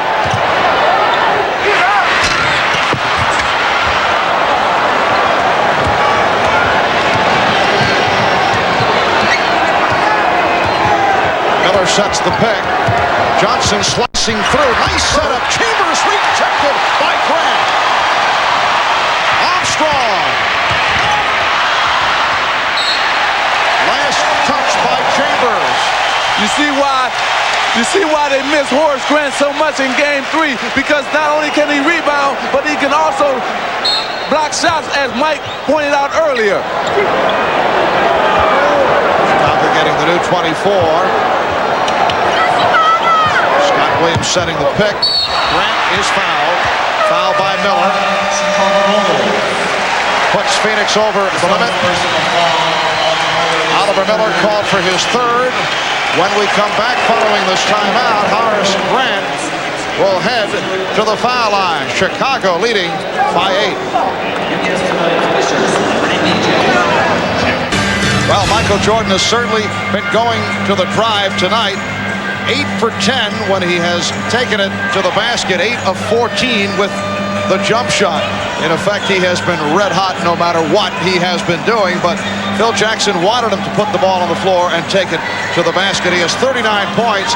54 by Jordan. Game 4 against the Knicks is the high game in the playoffs this season, followed by the 44 by Barkley and Jordan, and then Jordan had 43 Game 1 against Cleveland.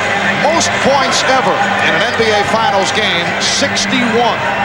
Scored by the current general manager of the Los Angeles Clippers, Elgin Baylor. He had 61 against the Boston Celtics back in April of 62, followed by 55 by Rick Barry, and Jerry West had a 53-point game against the Celtics back in 69. You know, I think people forget about those two guys scoring that many points. Now, if I'm Phoenix, what I want to do here is try to keep this game within 10. Make sure you don't let it get over 10, because you got to stay in striking distance. And I think they should now run an inside play to Charles Barkley. Ball's fortunate to get it back. Here's Jordan. And again, Jordan with it. Armstrong for 3. The Bulls with only their second three-pointer, but they extend to an 11-point advantage. P.J. Armstrong, the best three-point shooter percentage-wise in the NBA this past regular season. Johnson rejected by Williams. Last touch by Kevin Johnson. Words between Charles Barkley and Scottie Pippen. Well, it's the first time that they had words on either side. Today, you had two skirmishes. Now, this one by Barkley and Pippen, and the other one by Kevin Johnson and B.J. And normally, you haven't had anything in this series. That little thing between Pippen and Barkley actually started about 2 or 3 minutes ago on a free throw situation where Barkley started to win a little bit too early. Pippen hit him with a little elbow. Barkley shoved him back, then just stood and looked at him. Well, to me, I thought both teams have been a little too friendly, and now it's starting to heat up finally. That's a palming violation. You mentioned a couple of games back that you felt it was wrong for Michael Jordan, and here's another look at Barkley and Pippen having words at close range. You thought it was wrong during the series for Barkley and Jordan, who are friendly, to have dinner, spend that much time together. Williams called for the foul. Well, I think what I'm trying to say is that you have to have some kind of fear and some kind of, not hate, but dislike for the team if you're going to try to win the championship. And now this series is finally heating up, because the other night they all came over, both the Phoenix Suns and the Chicago Bulls was at Michael Jordan's restaurant, and I turned to Quinn Buckner and I said, this is the first time I ever seen two teams that were in the finals having dinner together. And when I played in the championship, I never went out to dinner with any of the guys. I always felt they were the enemy, the other team, and you had to keep it like that. Yes, we feel the same way about having dinner with the Czar. Same type of situation. As long as he's paying for it. Barkley hits 1 out of 2. The other day you were also talking about the no layup rule, which is not in force, it seems, for either club. I know that was something that the Lakers had back in your days under Pat Riley. Well, Pat Riley told us when we were playing the Boston Celtics that if we let one guy come in for a layup or if we pick a guy up, we would get fined. And the same thing, BJ for a 3. And the same thing that he's doing with the New York Knicks. And you see Michael Jordan is able to drive here in this series anytime he wants to. All right, Miller able to put it down. So that would tie in with guys are friendly. It'll be unlikely as Jordan tries to slice through, and he is fouled. And Jordan has been able to drive the lane, but with a no layup rule, he would pay. But it's unlikely, what you're saying, that Barkley would be the one to make him pay. Right, here he comes in, and he went in between the double team and drew the contact. And yeah, well, what will happen is Barkley's teammates will look to see if he would take Michael out in terms of just hard fouling. And normally when you're friends, you might not do that. I just want to mention that last game, Charles Barkley played so many minutes against Bill Cartwright, and he used up so little energy that in the third overtime, he said, I was the freshest player out on the floor. But tonight, that has not been the case. He's been matched up against Horace Grant. He's matched up against Scottie Pippen.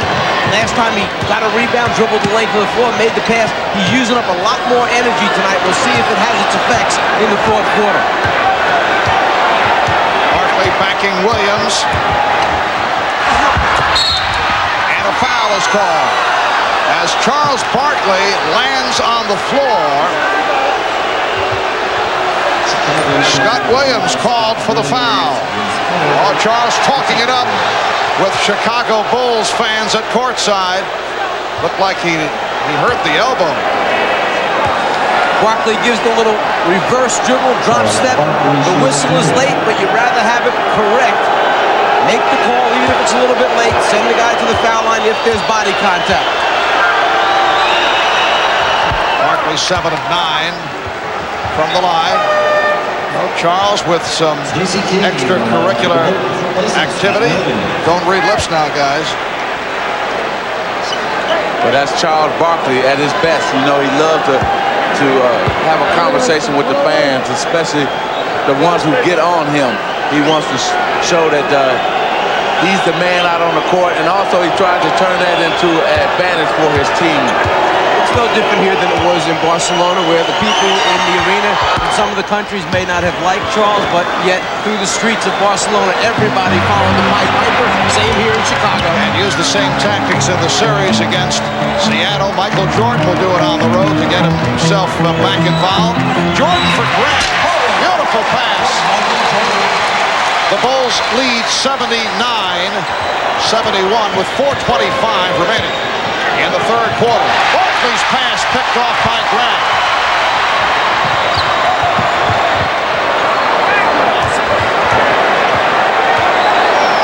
Pippen puts the move on Miller, sets up Grant. And Chicago will maintain possession.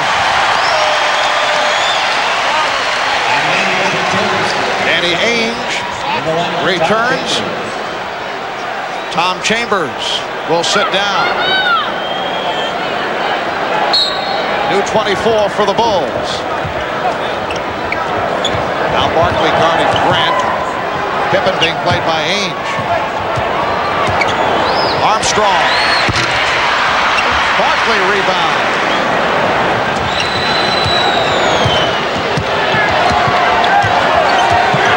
Kevin Johnson with the crossover.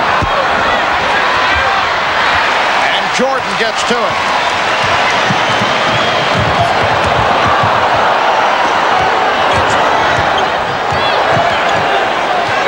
The difference between last game for KJ, Kevin Johnson, and this one is he made a couple jumpers early, which got his confidence level up. Right now, he's just 2 for 9 from the floor, not real confident shooting. Michael Jordan, very confident shooting the ball.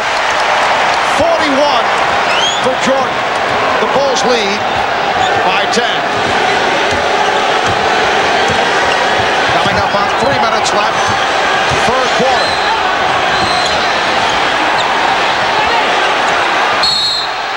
Timeout call by Phoenix. Danny Ainge shaken up. Took a poke in the eye. 20 seconds timeout. Oh, he's upset. Timeout, Phoenix. Trying to look inside at his cutters as Pippen comes down right there with the hand. That's where Ainge turns away, having been poked in the eye.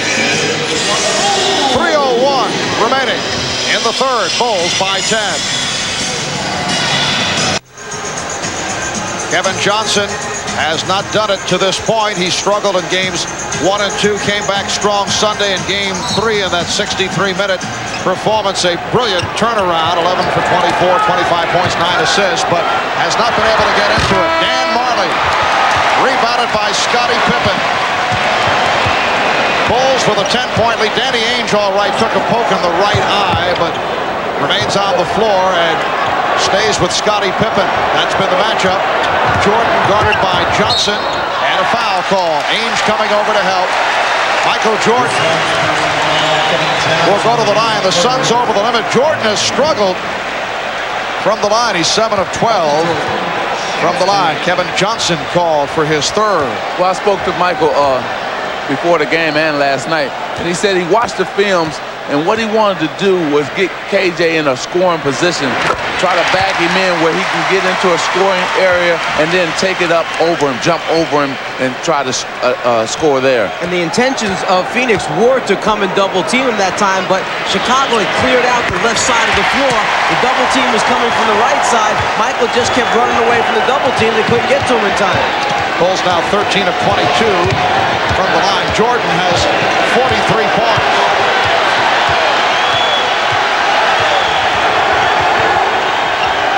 Ainge changed his mind, started to go up, crowd wanted to travel, and then it's thrown away. Oh, Jordan and Ainge trash talking. Ainge with his hands on Jordan. Jordan just told him, get your hands off me. Exactly. Now it's heating up. This is a series now. The series, I come to expect that it was going to be. Like I said earlier, it was too much friendship earlier, and now they're getting into it the way a series in terms of a championship is supposed to be. Looked like Jordan and Barkley had some words. Exactly. So you can't be friends. You go up for something that everybody wants, and that's that diamond ring. Bulls lead by 12. 2 minutes left, third quarter. Here's King. And he was fouled by Miller. Let's go back a moment ago to where the little confrontation took place. Michael with the left elbow into Ainge's midsection. There they felt he traveled. Ainge feels the pressure, thinks his teammate's going to float to the right sideline in front of the Bulls bench, but nobody's there. Now Michael's talking to him, letting him know that the pressure's going to get worse. Ainge will take it so far, and then he's going to hold his ground. Well, now what you have in here for Phoenix, you have basically almost their best offensive team in terms of you got the two three-point shooters, the 2 3-point shooters in Ainge and Marley, and Barkley down low. Now what Barkley must do is try to create shots for those two guys or for himself. Richard Dumas just checked in as well. Danny Ainge, also one of the Phoenix Suns who did have dinner with Michael Jordan the other night. Bulls by 13. Johnson all the way, and he is fouled. Claiming that he took a hard shot above the left eye. Horace Grant picks up his fourth. One of the few times that the Chicago defense has not gotten back there to close down the lane. Grant tries to come over late to get the block shot, but Kevin Johnson is already elevated, trying to convert the layup, misses, but gets fouled. Well, this is Darrell Walker's type of game, and Phil Jackson getting sent to insert Darrell for the first time. He has been spotted during this series. Very tenacious defender, very scrappy player, and he will check in. Horace Grant will get a rest. Grant has 4 fouls. He has come up strong, 15 points, 13 rebounds for Grant.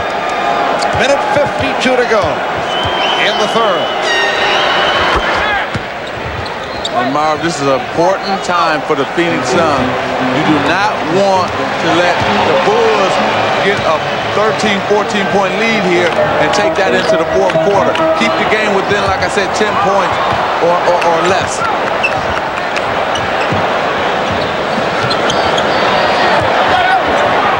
Jordan. And a foul is called as Barkley took a shot. It's the left hand now that's bothering him.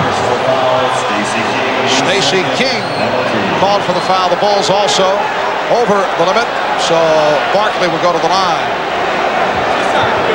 It's there at the end as King pulls on that finger where Charles starts shaking that left hand on the injured pinky finger of the left hand. This is the most physical game out of the 4 games, or the 3 games that have been played before, this being the 4th game. Now we're starting to see people contest each other. You're starting to see guys get upset, get angry because of all the pushing and shoving that's going on.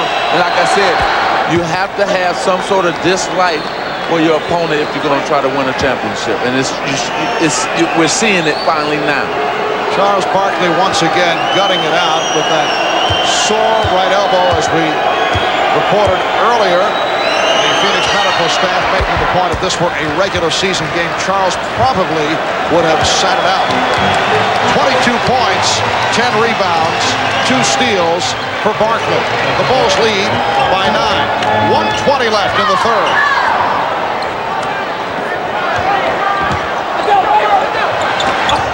Walker for King. Oh, nice play. But beautiful passing on the inside. Michael Jordan, as a post-up man, hits Darrell Walker cutting back across the baseline, who throws right back to the area that he vacated. Interior passing. 1, 2, count the basket. And Barkley goes flying. Foul on King, his third. Charles will return to the foul line. Now, why do you make a foul like this? For what? You don't want to stop the clock. If you're Chicago, you want the clock to keep running. Make Charles catch it and make a tough move on you. Now, you just fouled him last time, sending him to the free throw line to get 2 free throws. Now you're going to return, foul him again. Now, this will be a chance for Charles to make 4 free throws in a row and also stop the clock, which is in favor of the Phoenix Suns. Frank Johnson makes his first appearance of the game, and Kevin Johnson will sit down. Kevin Johnson played 22 minutes in the first half after the 63 minutes in the triple overtime. Frank Johnson played well in the losses to the Bulls in Phoenix games 1 and 2. In the first 3 games of this series, Phoenix is just under 73% from the foul line. During the regular season, they were a 75% free throw shooting team, which placed them 16th in the NBA this evening from the foul line, 22 out of 26. Outstanding for the foul line. Chicago by 9 with just under 1 minute left. Third quarter. King for Jordan. Barkley rebounds. Charles went behind the back, lost it. Paxson, though, could not control, although he's claiming that Barkley deflected it out. But just the effort by Charles Barkley after he knew that he had turned it over by diving on the floor, getting a piece of it. The ball eventually goes off of Paxson's legs out of bounds. The extra hustle by Charles Barkley. Shot clock down to 7. Frank Johnson given a shot. Frank Johnson hits the open jumper. It's a good move by Coach Paul Westphal. What he did is he inserted another shooter in Frankie Johnson, so when they double-teamed Barkley, he had 3 shooters he could throw the ball to. Pippen decides to pull it back. Bulls holding for a final shot. And a foul called. Now Walker will go to the line, and if there's anyone that the Suns do not mind going to the foul line, it is Darrell Walker, has not spent much time there and is not noted for his free throw shooting, only 50% during the regular season with the Bulls. 8-2 run by the Suns, and the Bulls now lead by 7. He had no rotation on his shot that time. The ball didn't rotate over. Very flat, so he had to get it up now. First free throws of this series for Darrell. It's only the second game he's played in the series. Trent Tucker checks back. Richard Dumas sitting down. Bulls having big problems at the line, and it is waved off. Little hesitation by Darrell Walker. It caused one of the Bulls to step in too soon. Like a Chris Dudley free throw. By Walker bringing the ball back over his head and pausing for a second with it. His teammate crossed the lane line. And Kevin Johnson able to penetrate, so the Suns come roaring back. Final seconds of the quarter. Pippen. And after 3, the Bulls now lead by 5, a 10-2 run by Phoenix. Chicago led by as many as 13. Michael Jordan, the high man, with 43. We're headed to the 4th here in Chicago. We'll be back after these messages and a word from your local station.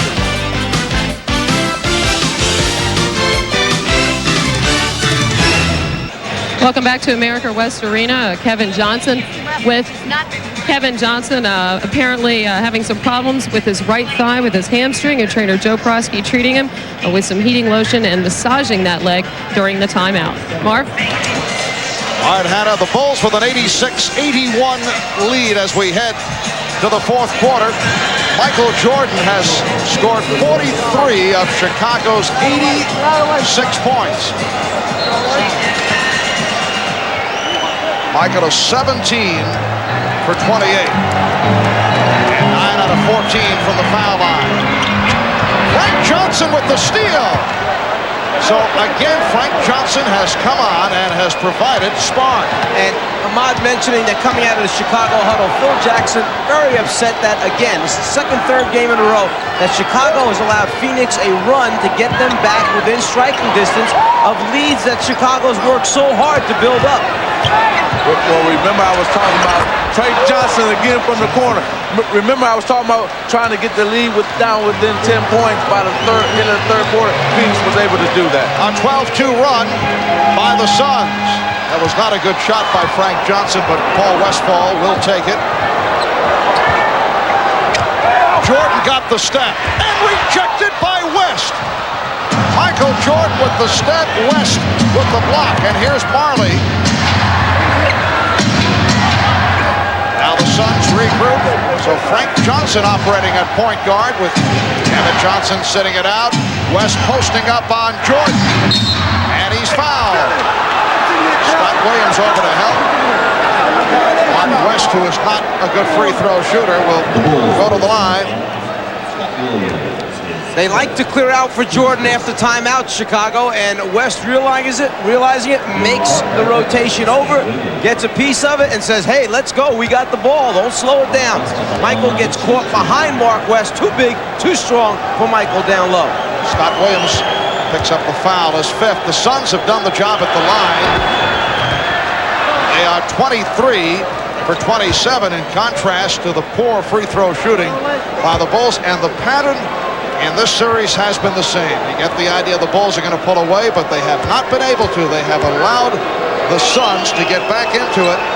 For Phoenix, a 14-2 run, and they are within 1. And with Charles Barkley on the bench, KJ on the bench, Danny Ainge on the bench. So you're doing with guys you don't expect to be in the game playing and scoring like they're doing.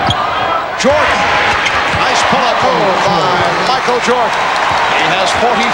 The Bulls lead 88-85. He had to pull up that time because Oliver Miller made a good defensive rotation along the baseline, got there early. Jordan saw him, pulled up, hit the jumper.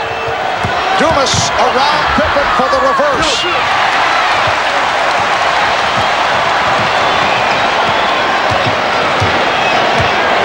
Jackson and Jordan at the guards. Grant front right, Pippen up front.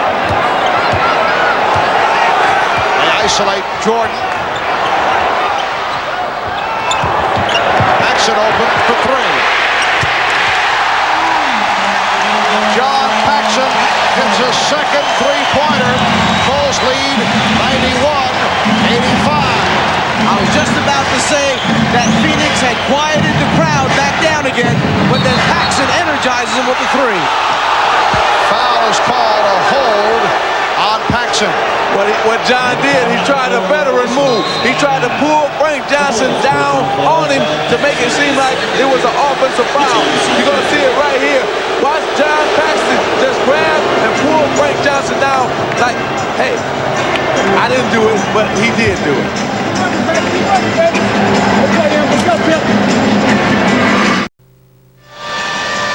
Once again, John Paxson has come on to provide a lift for the Bulls. He's hit 2 3-pointers. He's done it right throughout the playoffs, although he has not gotten the minutes on a regular basis. It's been an injury-hit season for John Paxson. We asked him how difficult is it receiving the inconsistent playing time and then coming through. For guys coming off the bench, it means everything. Especially my situation, I don't get a whole lot of opportunities shot-wise to contribute, and so when you come in and they look for you right away and you knock a few down, your teammates are looking for you more. They gain a little confidence in you again. So for me, it's a big boost. It's something I want to carry on the rest of the way. After the first 3 games, John Paxson had only 7 shot attempts. This evening, 2 for 4, so he has 4 field goal attempts. He's made 2 3-pointers. Barkley fouled by Grant. John Paxson has played 15 minutes tonight. Horace Grant called for his 5th. From the Phoenix side of the ledger, Kevin Johnson, despite the leg injury, is back on the floor. Here's Scott Williams returning, and Chicago in foul trouble. Williams has 5. But Phil Jackson would rather take a chance with Scott Williams picking up his 6th than Horace Grant. Here's Johnson. Yes, Kevin Johnson. With only his 4th field goal, he has 12. The Bulls now lead 91-87.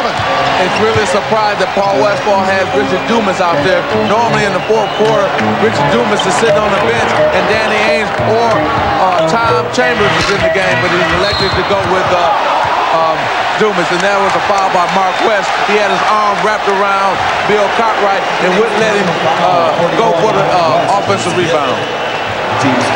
For West, it is number 5, and the Suns upset about that call. Mark West has played very strong right throughout, and he's received the playing time. Bulls by 4. 8:35 remaining in the game. Pippen got the step, and the call is number 6 on West. It's going to be a big foul for Phoenix, because Mark West was doing a very good job of battling on the glass, making his rotations, getting a block here or there. He steps up. He feels it plenty of time, but those arms perhaps leaning forward, breaking the plane where the contact took place is what was called. 8 points for West. Tom Chambers replaces him. And the Bulls are now 14 for 26 at the line. Foul run down. West disqualified. 5 for Miller. 5 apiece on Williams and Grant. Paxson now will sit down. Armstrong is back. Scottie Pippen had foul trouble earlier in the series, had a 3 for 9, and then appeared to straighten things out. He is 0 for 2 tonight, and the free throw shooting has hurt the Bulls. And it could cost them before the night is over. It could cost them this game, so we're going to keep a watch on that. They are not a good foul shooting team. That's the case throughout the regular season. On the turnover, Pippen gets it to Jordan. And Jordan looks to settle it down. Regroups.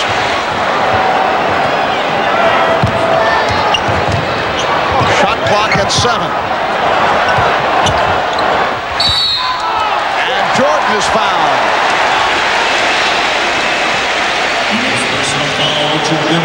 Dumas called for his 3rd. Even Michael Jordan has had his problems at the line. 9 of 14 from the... no, it is a non-shooting foul. Rose thought that Michael was in the act. Pippen for Williams. What's See, now you're starting to see that with Mark West sitting on the bench, Chicago Bulls are now attacking the basket. They're going to take it ball to the basket because there's no shot blockers in the game for Phoenix. Chicago leads by 6. Barkley feeling around for the presence of Williams. Chambers. And Dumas able to score with the putback. He has 17. The Bulls 93. The Suns 89. 7:10 left in the game. Armstrong. E.J. Armstrong has been off. Johnson with the ball fake. Went all the way.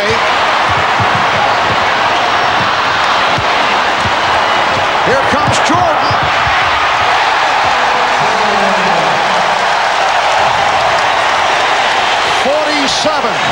For Michael Jordan. The Bulls 95, the Suns 89. What Paul Westphal was upset about is he felt that when Kevin Johnson went to the basket, they were riding him out on the hip, and that's the reason he didn't finish the play. It counts, and the foul. Charles Barkley will go to the line. You talk about guys going strong. Let's go back first, though, to Michael Jordan, who sees the opportunity. Chambers does not step up high enough, but then again, with Michael floating, who can?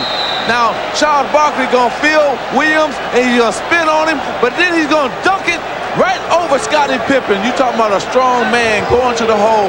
He was a possessed man. He wanted that 2 points. Scott Williams called for the foul, so that is number 6. He is gone. 6.5 remaining of the game. Timeout is called. Bulls by 4. It has been a Michael Jordan explosion tonight. 19 for 32, 47 points in all. And he is headed in the direction of a 7th career 50-plus game in the playoffs. His all-time high in the playoffs, 63, April of 86 against the Boston Celtics. He had a 54-point game against the Knicks in May in the Eastern Conference Final Series. Well, Marv, it's either going to take him to score probably about almost 60 tonight to win this game, or it's going to take him to get more assists right here in these last 6 minutes and 30 seconds. He's going to have to come up with either more offense or more assists for the Chicago Bulls to win. Well, only 4 of his 47 here in the 4th quarter. Remember Michael the other night hit only 6 of his last 20 from the field. Bill Cartwright with an opportune time for his first field goal. The Bulls lead 97-91. Well, we got that matchup again. Tom Chambers on Bill Cartwright, so maybe the Bulls will go and try to attack Tom Chambers. Pippen is guarding Barkley. Cartwright over to help. Chambers open. Jordan knocked it away.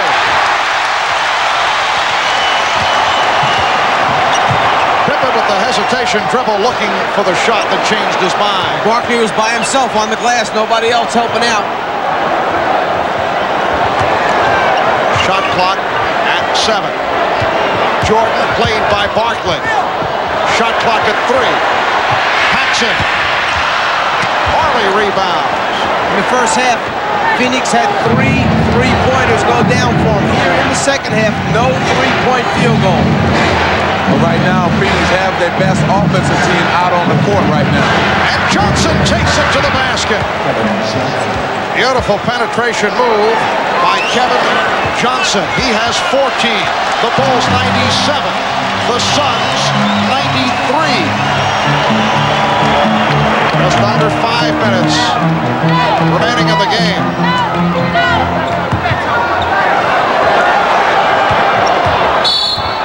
And a foul called on Marley. It's a non-shooting foul for Phoenix, their 4th. KJ winding his way down the lane, gets an opportunity to get a look and a conversion. They've come few and far between in this game. Let's remember, for the Phoenix team, this is the team that really won the game for them in Game 3. So you got their best offensive team out there, they can really score. Whoa, Pippen with the pass that had too much on it, got away. And Phoenix will get it back. Pressure by the Bulls. Armstrong picking up Johnson in the backcourt and then dropping back. Okay, Tom Chambers just told KJ, let's go pick and roll because I can take Bill Cartwright. And Cartwright out to pick up the foul. That is 4 on Cartwright and put Chicago over the limit. One other reason, Chambers was the guy in the last game who was setting the good screens, the hard screens that got KJ into double team situations. He was unable to throw back to Chambers, who would either take a jumper or take it to the basket.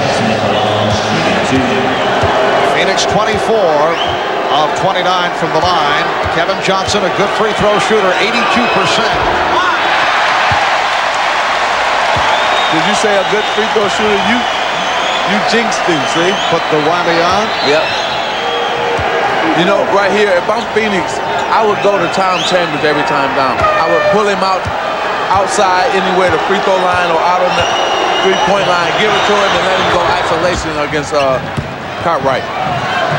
Chicago leads by 3. Bulls try to take a 3-1 lead in this best of 7. Phoenix attempting to tie it at 2 with Game 5 here in Chicago Friday night, 9 o'clock Eastern Time, right here on NBC. Crossover move for Jordan and finishes with the finger roll plus the foul.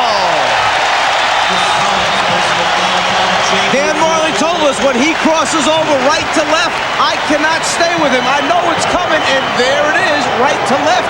He gets the step, and then the elevation, and then the finish. Well, what happens is Michael Jordan knows his foot speed is better than Dan Marley's, and he's just using all the quickness that he has. And for Jordan, 50 points. The Bulls lead 100-94. 4 minutes remaining of the game. Chant of defense. Michael Jordan with 50 of the Bulls, 100 points. Johnson got the step. Jordan with the ball.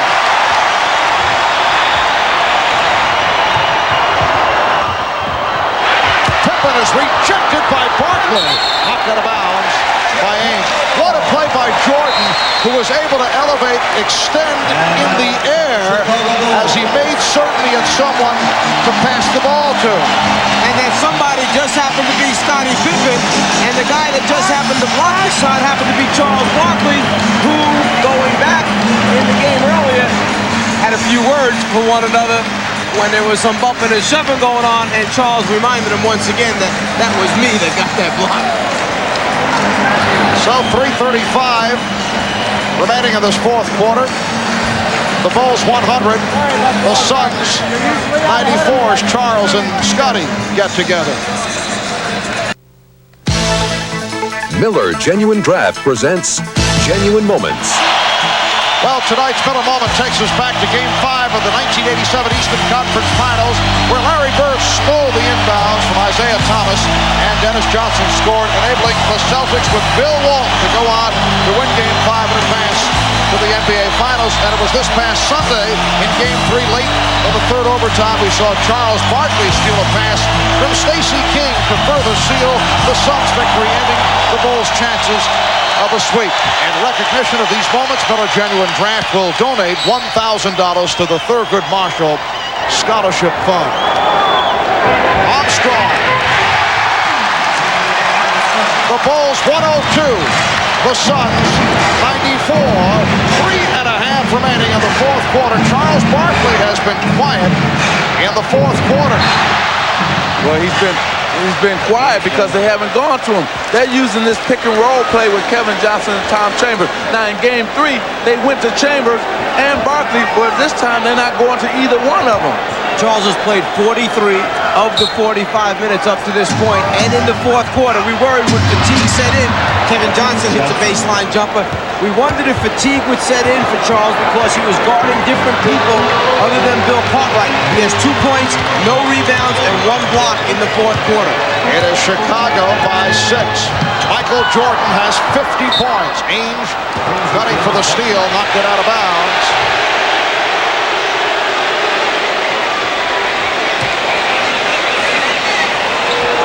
Armstrong and Jordan in the backcourt. Pippen up front with Cartwright and Grant. Bulls with their starting lineup intact. Jordan. Rebound Marley. So the jump shot has been off in the second half for Michael Jordan. Johnson. Yes. Kevin Johnson has turned it up in the second half, and he's brought the Suns within 4 with 2:35 remaining in the game.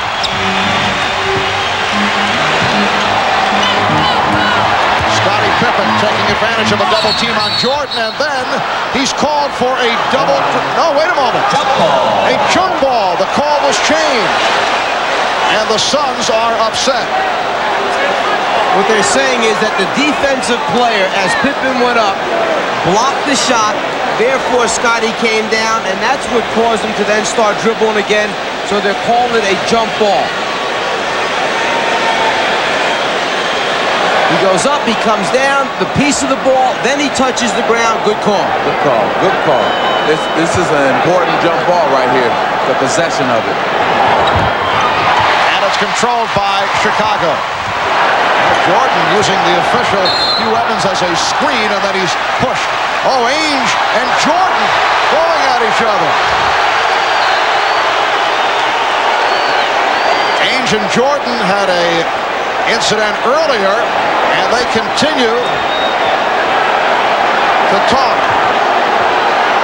Michael had the finger pointed in the face of Ainge. He did not like personal foul. Phoenix 22. Did not like the body work from Ainge. The personal was called on Ainge and a double technical on Jordan, and Ainge handed out.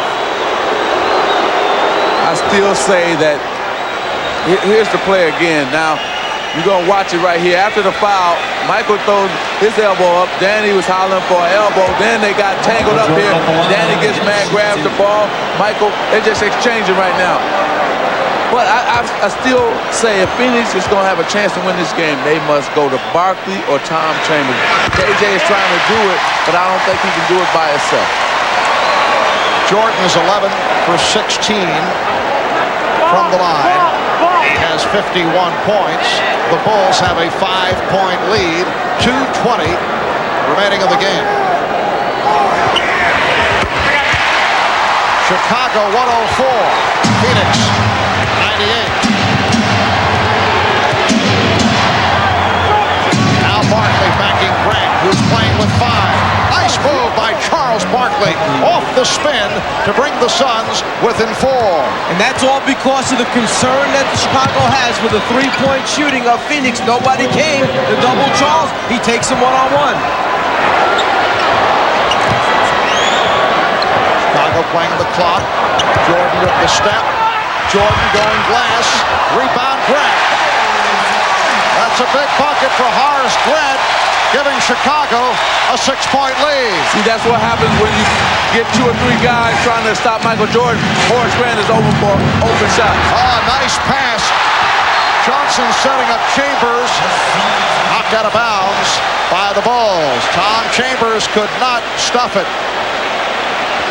It's the second time that Chambers has tried to dunk a ball this evening, and it just won't stay in. Barkley for 3. Rebound Marley.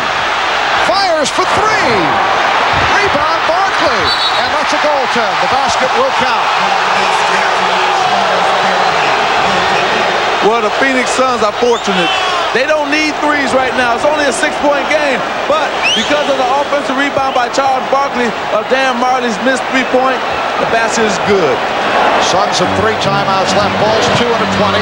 1:20 remaining in this fourth quarter. Chicago with the ball and a 4-point lead. Jordan flashing in the paint. Rebound Chambers.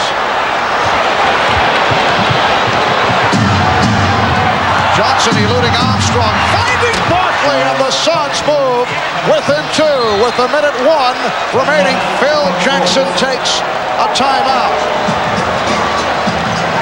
Now Kevin Johnson has been penetrating the last 2 times down. This time he's going to find an open man in Barkley for the slam dunk. So the Suns keep coming back. We'll be back in a moment. Back in Chicago, another stirring finish. Chicago with a 2-point lead, 1:01 remaining. That's the timeout rundown. The Bulls have had major problems at the foul line. It has hurt them, while Phoenix has done the job at the line. 81%, 25 for 31. Look at Chicago, 17 for 30 at the line. Let's go over to Ahmad Rashad. All right, Marv, in that timeout, the entire team kept saying one bucket, one stop. That's their rallying cry. Marv? All right, and here are the Bulls looking for that one bucket with 50 seconds remaining. They have a 2-point lead. Jordan, double team, and Barkley with the steal. Here comes Johnson. He has Marley. Marley is stripped. Dan Marley was stripped on the 2-on-1. Again, in game 3, Charles Barkley came up with the big steal. Here's a big steal again in this game 4. Charles Barkley read the play. He kind of baited Pippen into throwing it over there. He read it all the way, got it up to KJ. Instead of getting a basket, a beautiful play right there by Scottie Pippen to knock it out of bounds. As we showed you that steal a moment ago, this time it's Pippen with the strip to break up the 2-on-1, but Barkley was able to do it in game 3 against Stacey King. He does it right here. When we come back, it will be Phoenix ball. 39 and 4/10 seconds remaining in the 4th. The Bulls with a 2-point lead. Both clubs are over the limit, and it will be Phoenix ball off the deflection on that 2-on-1 break by the Suns. A moment ago, Kevin Johnson will inbound.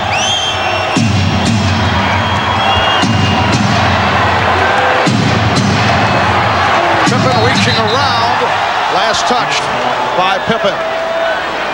Okay, you got 2 mismatches here for Phoenix. You got Charles Barkley, either go to the post and go to him, or I would take Tom Chambers, draw right out and go at him.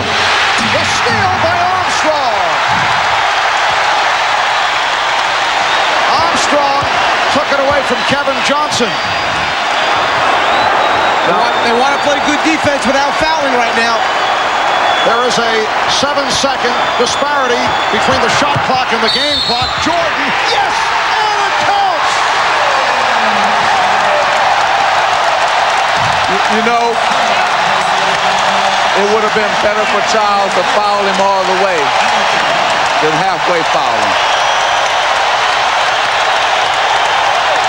Foul called on Barkley. 4-point lead for Chicago.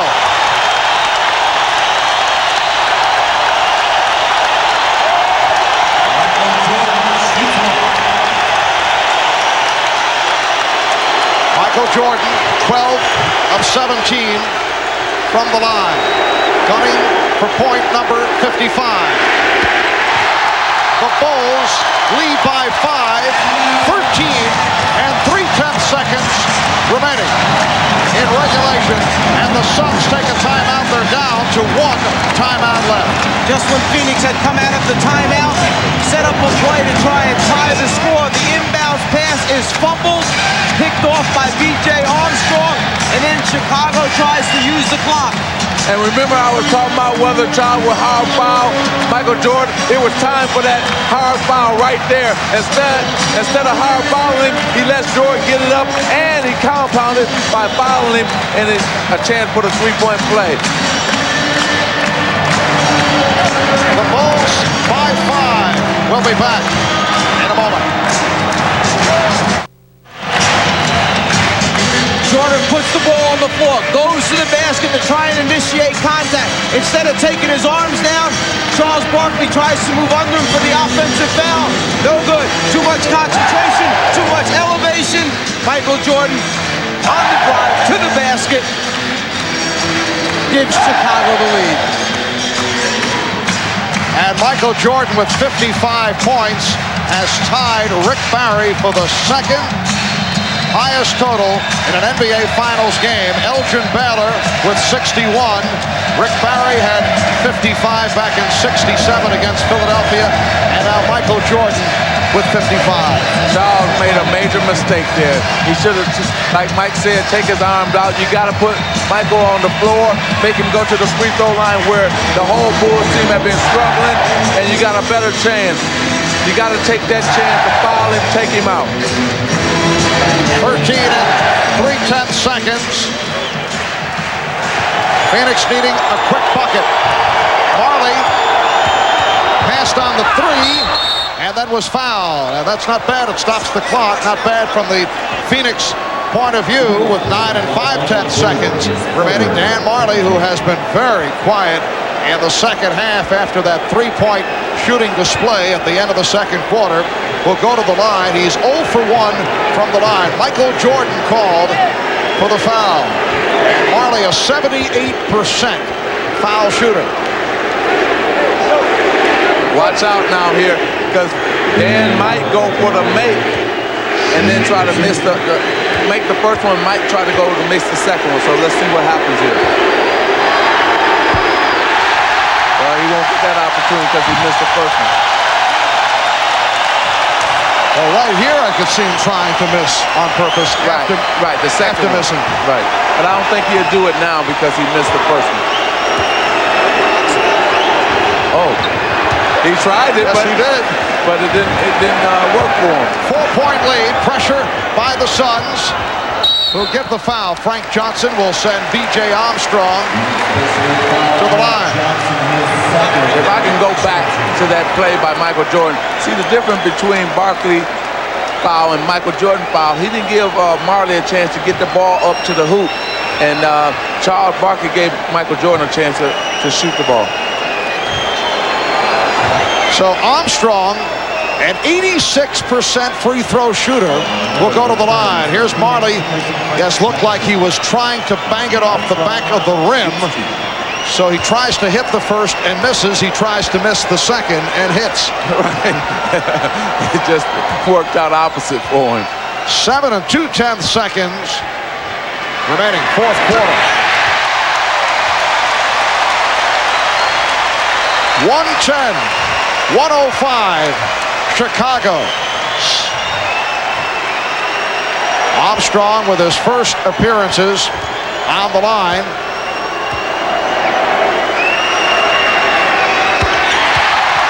Six-point Chicago lead.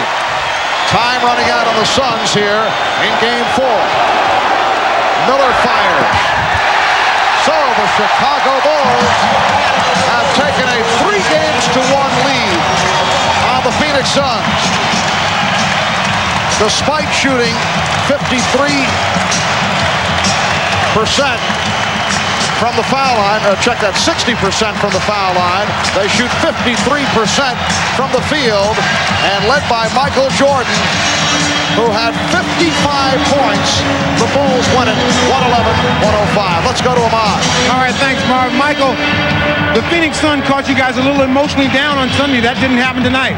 Well, I think we learned from that game the other night. I know we had a dog fight. We had our chances to win, but we knew we didn't play extremely well. We knew we could play better basketball. Today we still had some lapses in the 48-minute game, but you know we struggled down the stretch, but we did what we had to do to win ball game. When I talked to you this afternoon, I have never seen you more determined than you were before this game tonight.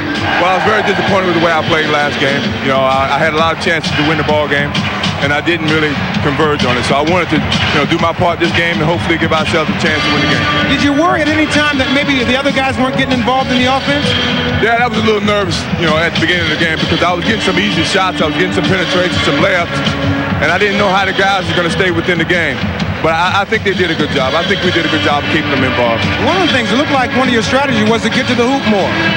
Well, we didn't get many fouls last game, and I said, I'm going to get some fouls. If I don't get fouls, I'm going to get some easy layups. So I had to go to the hole. All right, congratulations to you, and we'll see you on Friday. All right. All right, thanks, Michael. Back to you, Marv. All right, Ahmad. So Michael Jordan with 21 of 37, 55 points in all. Charles Barkley, despite the sore elbow, 32 points and 12 rebounds. Again, the final. The Chicago Bulls 111.